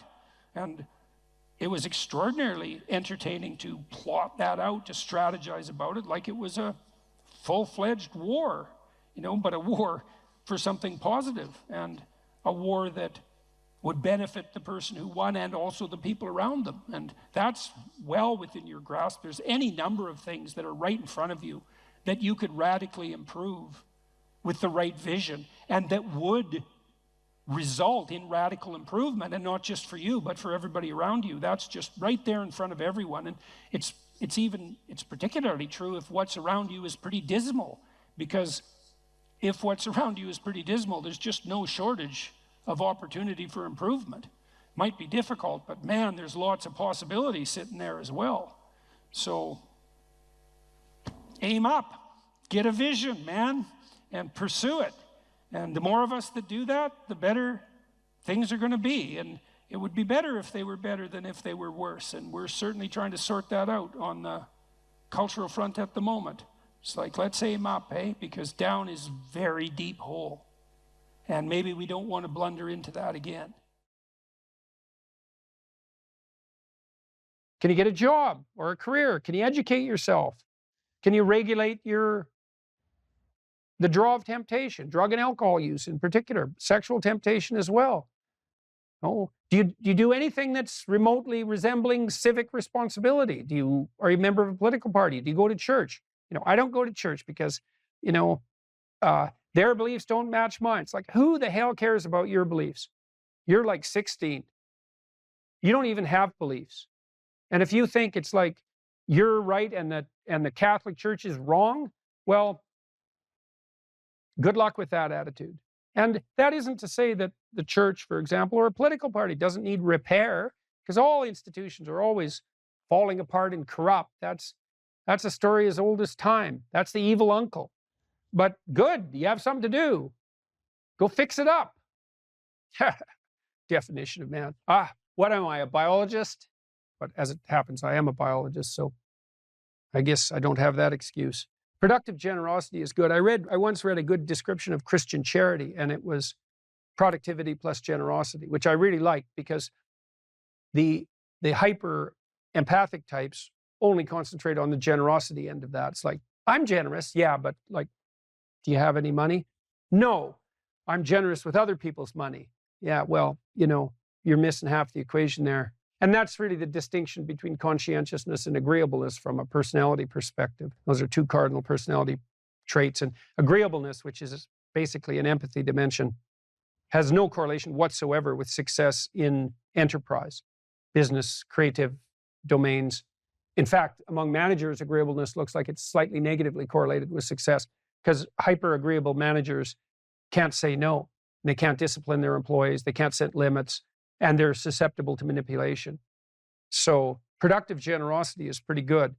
There is more to it, obviously, more to being a man than productive generosity. But as a central notion, that's a good one. The productivity requires aim, orientation, responsibility, discipline, all of that willingness to work, that willingness to make sacrifices, which is the hallmark of maturity in the service of a higher goal.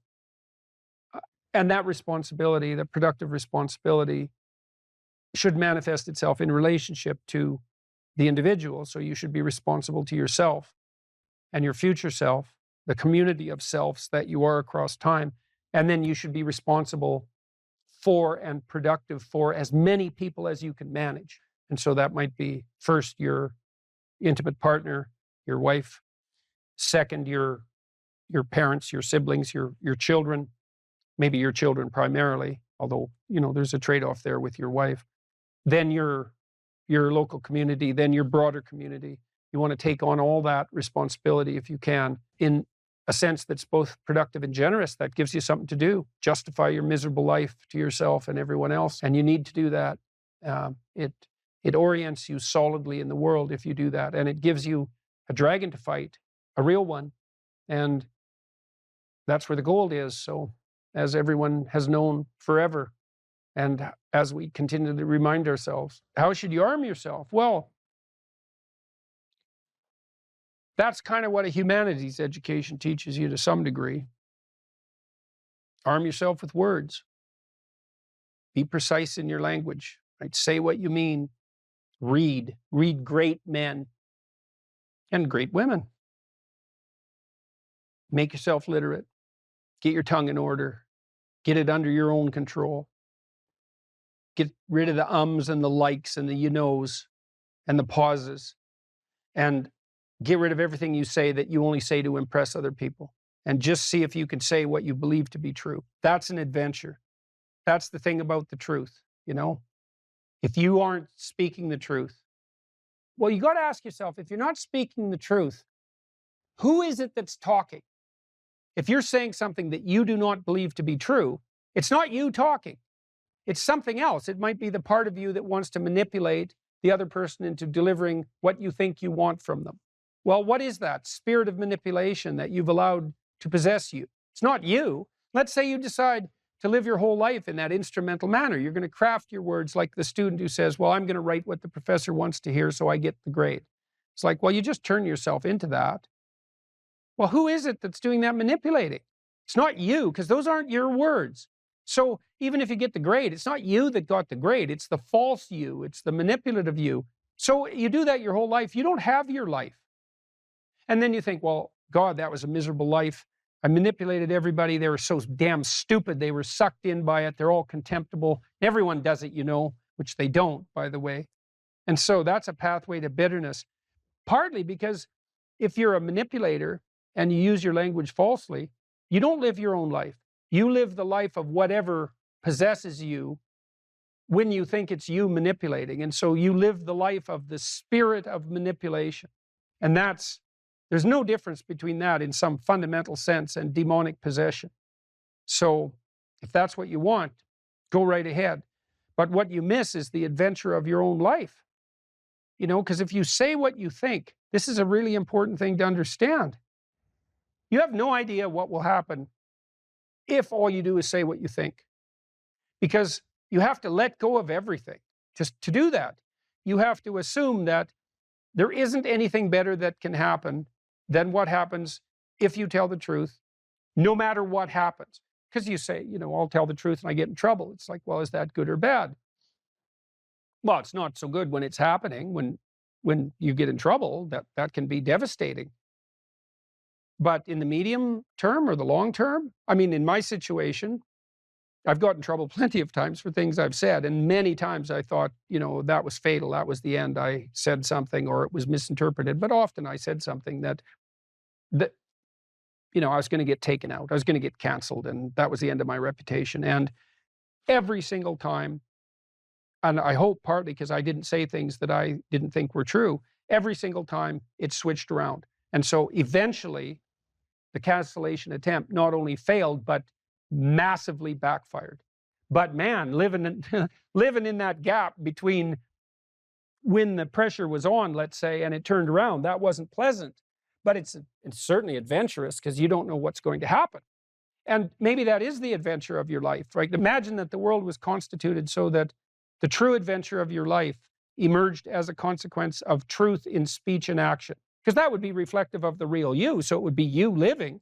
And then imagine that the adventure that would occur if you dwelled in the truth would be so overwhelming that it would justify all the suffering. And I think that's true. The great people I know are brutally truthful to themselves and other people. And they have insanely adventurous lives. And they also get more and more and more competent. I've talked to my daughter a lot about this. My daughter runs my companies. My daughter didn't know much about business when she started, and she was pretty sick too, and she didn't know a lot. And so it was easy for people who thought they knew a lot about business to pull the wool over her eyes. But Michaela has the ability to ask stupid questions, and we've talked about that a lot. It's like, you only have to ask a stupid question once if you're alert. You ask a stupid question, and if you're in a crowd and you ask a stupid question, 80% of the people in the crowd have the same question. They're just too cowardly to ask. But you ask and then someone actually tells you, you never have to ask that question again. You're no longer stupid. That's Nietzsche's realization. He said, look, imagine that you live within a belief system, and then something arises to challenge the belief system. Not only does the belief system collapse, but something worse happens. Your belief in belief systems collapses. And that's the road to not. Now, it doesn't have to, because you can jump from one belief system to another. But sometimes that doesn't work, is that you do a meta-critique and you say, oh, I was living in this protective structure and it turned out to be flawed. Okay, one alternative is jump to another protective structure. Fine. Another alternative is protective structures themselves are not to be trusted. Bang, you're in chaos. How the hell are you going to get out of that? That's the pathway to nihilism.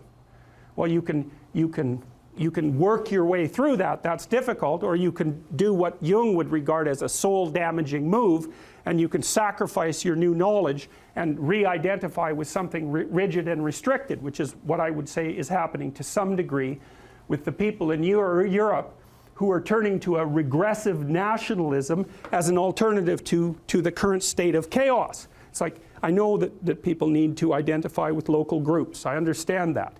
But that they risk the danger of making the state the ultimate God. And that's order, but that's not a good replacement for chaos. It's just another kind of catastrophe, right? Too much order, too much chaos, both catastrophes. You want to stand in the middle somehow and mediate between the two, and that's where you have your real strength. Because then it isn't that you've discovered a safe place. Because even the bloody right-wingers are after a safe place, right? They just want it to be the state. Yeah, exactly. Well, there's no safe places. And the next issue is, do you really want a safe place? Is that what you want? You want to be so weak that you want to be protected from threat? What the hell kind of life is that? You're a paralyzed rabbit in a hole. That's no life for a human being. You should be confronting danger and the unknown and malevolence, because, and the reason for that too is, this is the weird paradox. And I believe this is the paradox, first of all, that was discovered in part by Buddha, but also laid forth very clearly in Christianity, which is that the solution to the problem of tragedy and malevolence is the willingness to face them. Now, who the hell would ever guess that? It's a completely paradoxical suggestion. Is that, well, why does it work? Well, because the more you confront the two of them, the more you grow. And maybe you can grow so that you're actually larger than the chaos and malevolence itself. And you think, well, what's the evidence for that? And that's easy. That's what people do. That is how we learn. Like every time you expose your child to something new, a playground, what are they exposed to? Chaos and malevolence. Now, there's more to it than that, obviously, because kids play and they promote each other and they form friendships and all of that. But in the playground itself, there is the complexity of the social structure and the malevolence of the bully. It's right there. And you throw your kid in there and you say, adapt, and they do. Okay, so they can do it at a small scale. It's not trivial. The playground's a complicated place. The kid can adapt. Well, how much can you scale that up? Can you scale that up to from the chaos and order and malevolence of the playground to chaos and order and malevolence itself? Well, that's the question. Well, I don't think there's any reason to answer that in the negative. So, because we don't know the full extent of a human being. And it is the problem that's worked out. So, in the Buddha story, for example, what happens after, so Buddha's world collapses in the same way that Adam and Eve's world collapses. It's a consequence of repetitive exposure to mortality and death. What happens to Buddha is he realizes that the little protected city that his father made for him, the walled garden, it's exactly the same motif that's in this Adam and Eve story, it's fatally flawed. That kind of protection cannot exist, and he discovers that in pieces, right? Which is exactly what happens to children, is that they go out, they discover a limit, they run back. And the parents can help them with the limit. They run out, they discover a limit, they run back. But at some point they run out, they discover a limit, they run back, and the parents have nothing to say to them. Because they've hit the same limit that the parents hit. Which is like, well, what are you going to do with your life? How are you going to operate in this archetypal universe? Well, your parents can only say, well, they can say you identify with the proper archetypal figures. And they do that, they at least act that out for you. But at some point, it's a problem that they cannot solve for you without making you weaker. That's the thing, So it's an interesting thing that I've learned in therapy, because one of the things you have to learn as a therapist is how do you not take your client's problems home with you. It's a very common existential problem that beginning therapists face because they're afraid. It's like, well, you're dealing with people all the time who have serious problems. Sometimes it's mental illness, although less frequently than you'd think. And sometimes it's just that they're having a good catastrophe, right? Their parents have cancer or something like that, or their father has Alzheimer's and they're unemployed, or they have a drug problem, or they have a schizophrenic son, or like, these aren't mental illness problems, right? Those are just catastrophes. And so people are discussing those with you all the time. How do you avoid being crushed by that or avoid taking it home? And the answer to that is you don't steal the problem. That's the answer. It's like, you have some problems. If you come and talk to me, I'll help you figure out how to solve them. I will not tell you how to solve them. I won't steal your problems. Because what we're trying to do in therapy is, number one, solve your problem. Number two, turn you into a great solver of problems. And the second one is way more important than the first one. And so you never solve someone's problem by removing from them the opportunity to solve their problem. That's theft. That's the Oedipal situation. That's the Oedipal situation. That's the overprotective mother. Now, father can play that role too. We're talking about archetypal representations. It's like, I'll protect you at the cost of your ability to protect yourself. No. Wrong. That's a sin. That's a good way of thinking about it. That is not what you do with people. Not with your children, not with your partner, not with yourself. You don't do that. That destroys people's adaptive competence. And it disarms them in the face of chaos and malevolence. And that's a terrible, you're going to send someone out unarmed in a world like that? It's a terrible thing to do. So, and if people aren't strong enough to manage it, then they get resentful, and then, you know, you get the downhill spiral that goes along with that. Okay, so the meta story is partly you have a map, but it's insufficient, and things will come up to disrupt it, and sometimes the disruption is catastrophic. Everything falls apart. That's what happens to the Buddha, and that's what happens to Adam and Eve. And the rest of the biblical stories are actually an attempt to put that back together. Now, that's been assembled, as I said, it's been assembled over centuries, right? Okay, we've got the problem. The problem is the ever-present reality of the apocalyptic fall. That's the problem. And so you could say, well, what is that? It's the insufficiency of all potential conceptual schemes. Right. Your conceptual schemes are insufficient to deal with the complexity of the world. It's a permanent problem. So what do? You stop relying on your conceptual schemes. That's part of the answer. You start relying on instead on your ability to actively generate conceptual schemes in the face of chaos and malevolence. And so that makes you someone that identifies with your creative capacity, your creative, courageous capacity for articulation and action in the face of the unknown, rather than some formulaic approach to the territory. And the idea is that elevates your character to the point where you can withstand tragedy and malevolence without becoming corrupt. And that provides a permanent solution to the problem. Well, then you might say, cynically, what's your evidence that that's a permanent solution? And the answer to that is, well, the evidence isn't all in yet. First of all, because people only live that way partially. And so we haven't put the hypothesis to the full test. And second, we don't know what our limitations are. We have no idea what our limitations are. And they're both greater and lesser than we imagined. Because you have to ask yourself, like, if people stopped adding voluntarily to the misery of the world and devoted themselves to setting things straight, setting themselves straight and setting the things around them straight, what would happen? And the answer to that is, well, there'd be a hell of a lot less unnecessary misery in the world. So that might not be a bad place to start. But apart from that, there's very little that we can say. Could we overcome the catastrophe of mortality? Why not? You think that's beyond our capacity? Could we make the world a place where no one was suffering any more than necessary and still allow the world to exist? Well, possibly, because we don't know the limitations of our capacity. We're only running at 40%, if that, I would say. And we don't make full use of all the people that are in the world. We don't have our situation set up so that the gifts that they could offer to everyone are fully realized. We haven't set the systems up for that yet, so we waste people like mad, and then we waste ourselves like mad. And so I would say this is something also that's one of the things that's really interesting about the Old Testament Jews. This is, I think, one of the reasons that their book has become so central, is because what happens in the Old Testament after the fall is that Israel produces a series of states, right?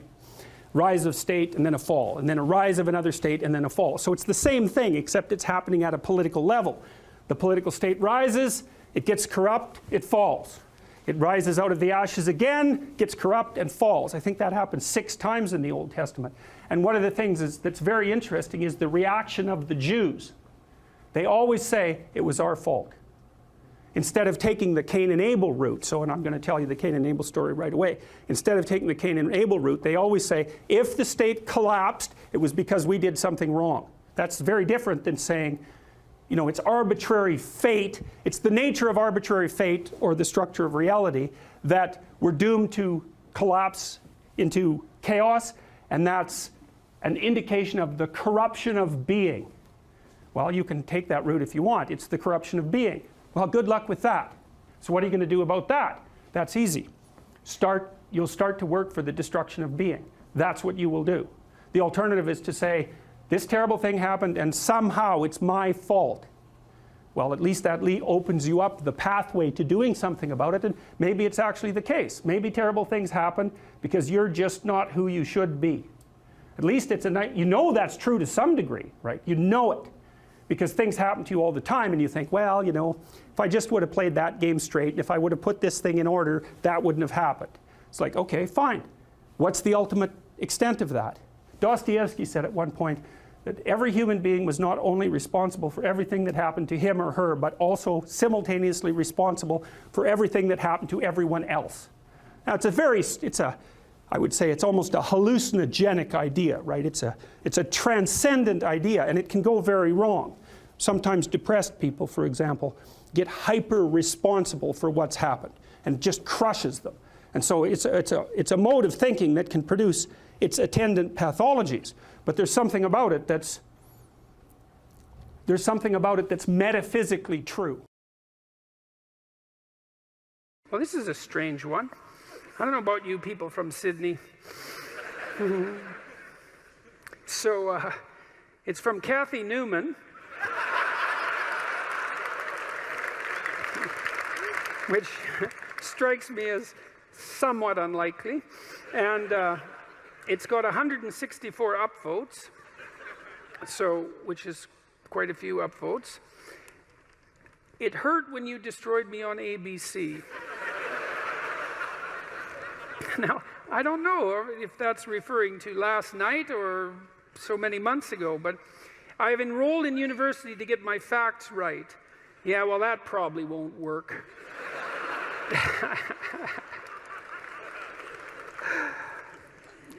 Thank you for enlightening my soul. The burns are still healing. Yeah, well, it's not exactly a question. It's four sentences that are quite the strange combination.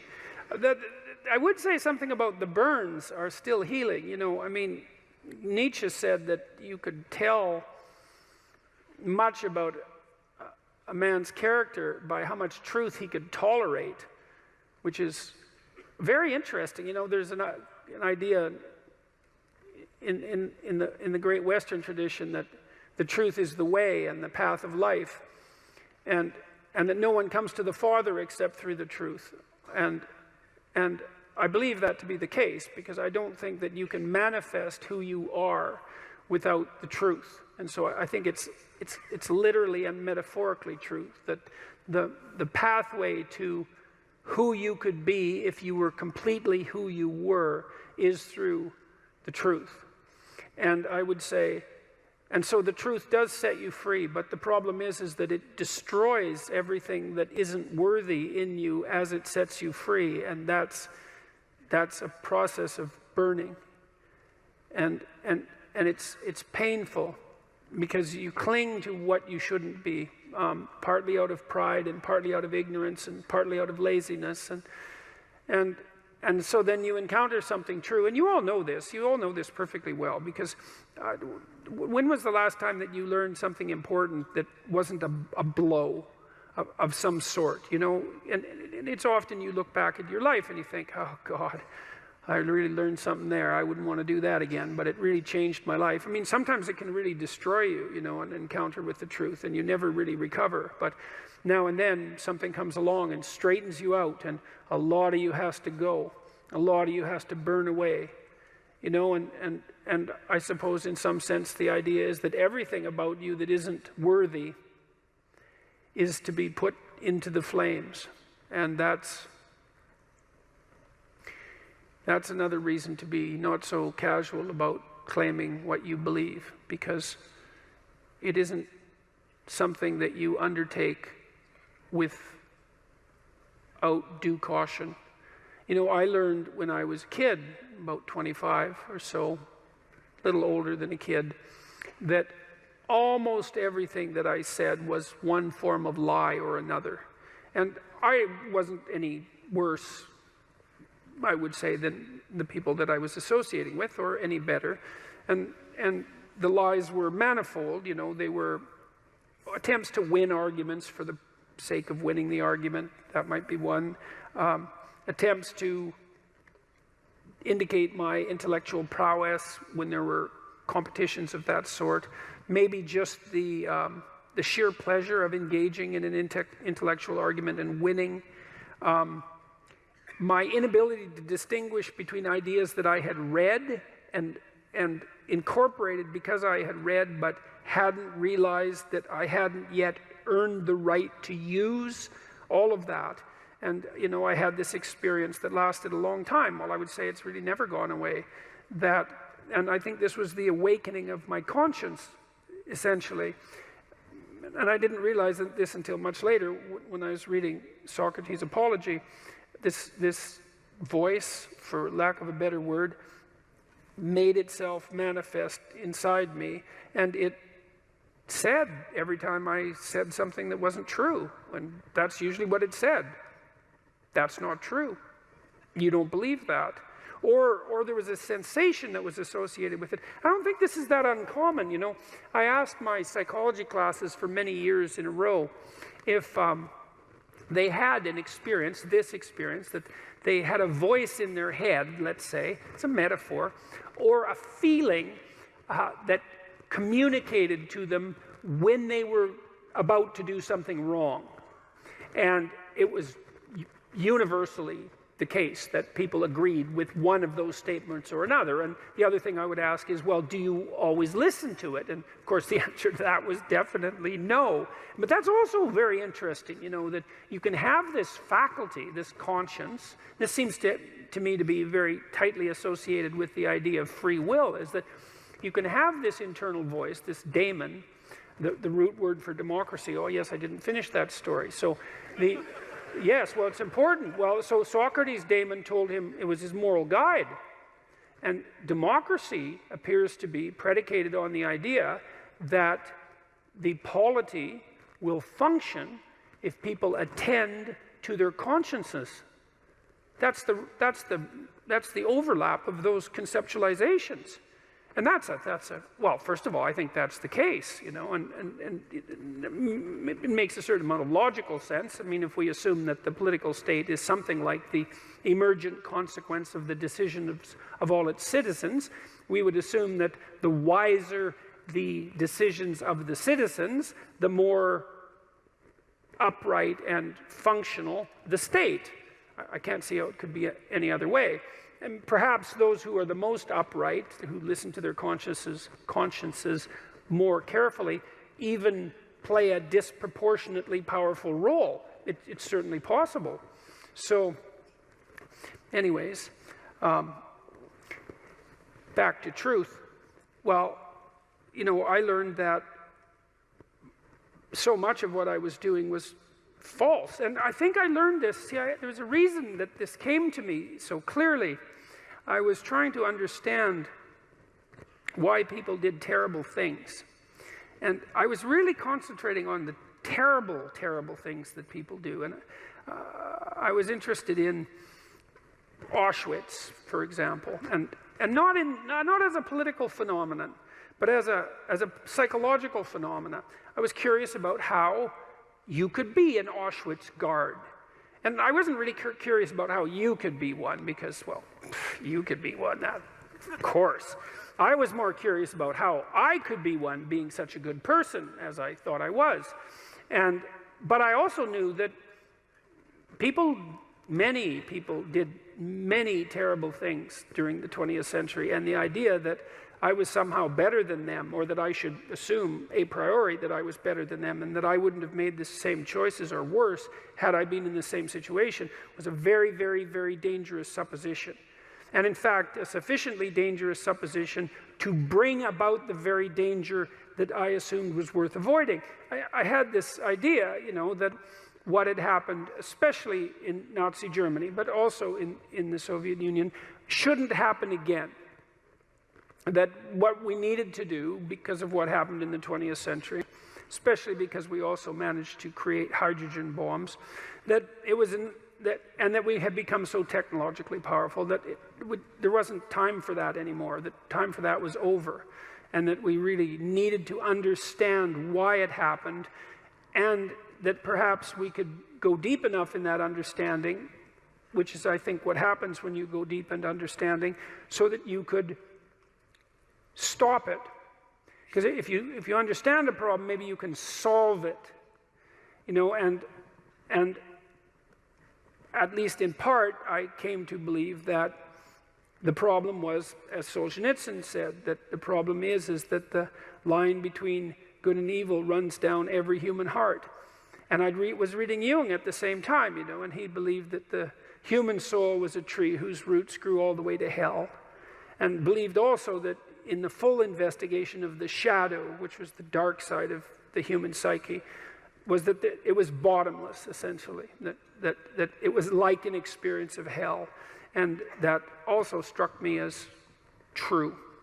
And that the way to stop those sorts of things from happening was to stop yourself from being the sort of person who would do it, who would even start to do it. Because the other thing you learn when you learn about atrocities of that sort, you could read Ordinary Men, by the way, which is an unbelievably great study of exactly this sort of phenomenon. It's on my book list on my website.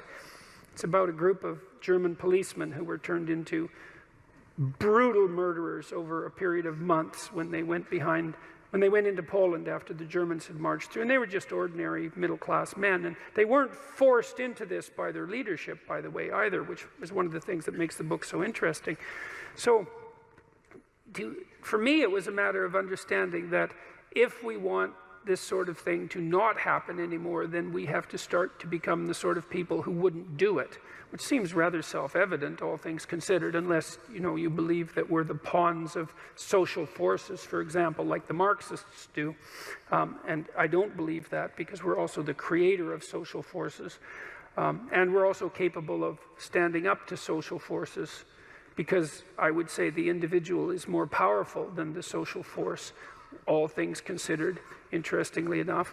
That the way to stop such things from happening, the way to remember properly, is to understand that you could do it, that you could do those terrible things, because the people who did them were like you, and that the way out of that is to stop being like that. And the way you stop being like that is, well, at least in part, by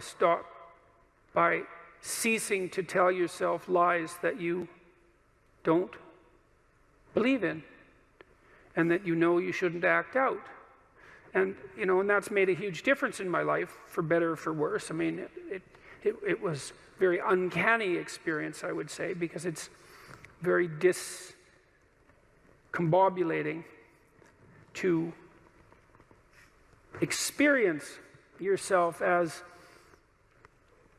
fragmented enough so that much of what you do and say is actually false. It's a lot of work to clean that up, a lot. But the consequences are, in principle, worthwhile. And so that was part of what, understanding that was part of what drove me towards clinical psychology, say, and away from political science and law and from politics in general, because I started to believe that, and I think this is the great Western idea, which people were quite irritated about, by the way, on Q&A last night as well, that the proper route forward for the redemption of the individual and for mankind as a whole is as a consequence of the redemption of each individual. And I truly believe that. And I believe that that occurs as a consequence of adherence to the truth and courage in the face of being. That's rule one, right? To stand up straight with your shoulders back, is to take on the onslaught and to enter the contentious ring, and to do more than your best, because your best isn't enough, because your best isn't as good as you could be. You have to push yourself past that. And that's, as far as I can tell, where you find what you need in life. You find the meaning that sustains you in life, and you find the patterns of action that redeem the world, both at the same time. I mean, life is a very difficult business. You know, it's fatal, and it's full of suffering, and it's full of betrayal and malevolence. There's nothing about it that's trivial. It's all profound. And in order to find your way through all of that capacity for hellish experience, let's say, you need to develop a relationship with something that's profound. And you can. You have that capacity. And what could be more profound than the truth? And what would you rather have on your side? And you might say, well, that's obvious, and of course everyone should do that. And then you need to know why you don't. And the answer is, well, sort of encapsulated in this first amusing question, you know. Thank you for enlightening my soul. The burns are still healing. It's like, well, you know, there's no shortage of dead wood to burn off. And there's no shortage of pain when the dead wood burns off. And that's what makes people afraid of the truth. You know, maybe that's why Moses encountered God in a burning bush. Who the hell knows? But there's something about that idea that seems to me to be the case. And so, what's the decision that you make? You know, you decide to believe. You know, it's a risk, an existential risk. It's an act of faith. You believe that the truth can set you free. You believe that people have an intrinsic divinity about their soul. You decide that you're going to live in that manner and that you're going to let everything about yourself that isn't worthy of that goal die. And that might be almost everything that you are. And that's a terrible thing to contemplate. The only thing that's worse, I would say, is the alternative. Because the alternative is the sorts of hells that we managed to produce around us and that we produced with particular expertise during the totalitarian regimes of the 20th century. And it would be a good thing if we decided collectively and individually not to go back there again.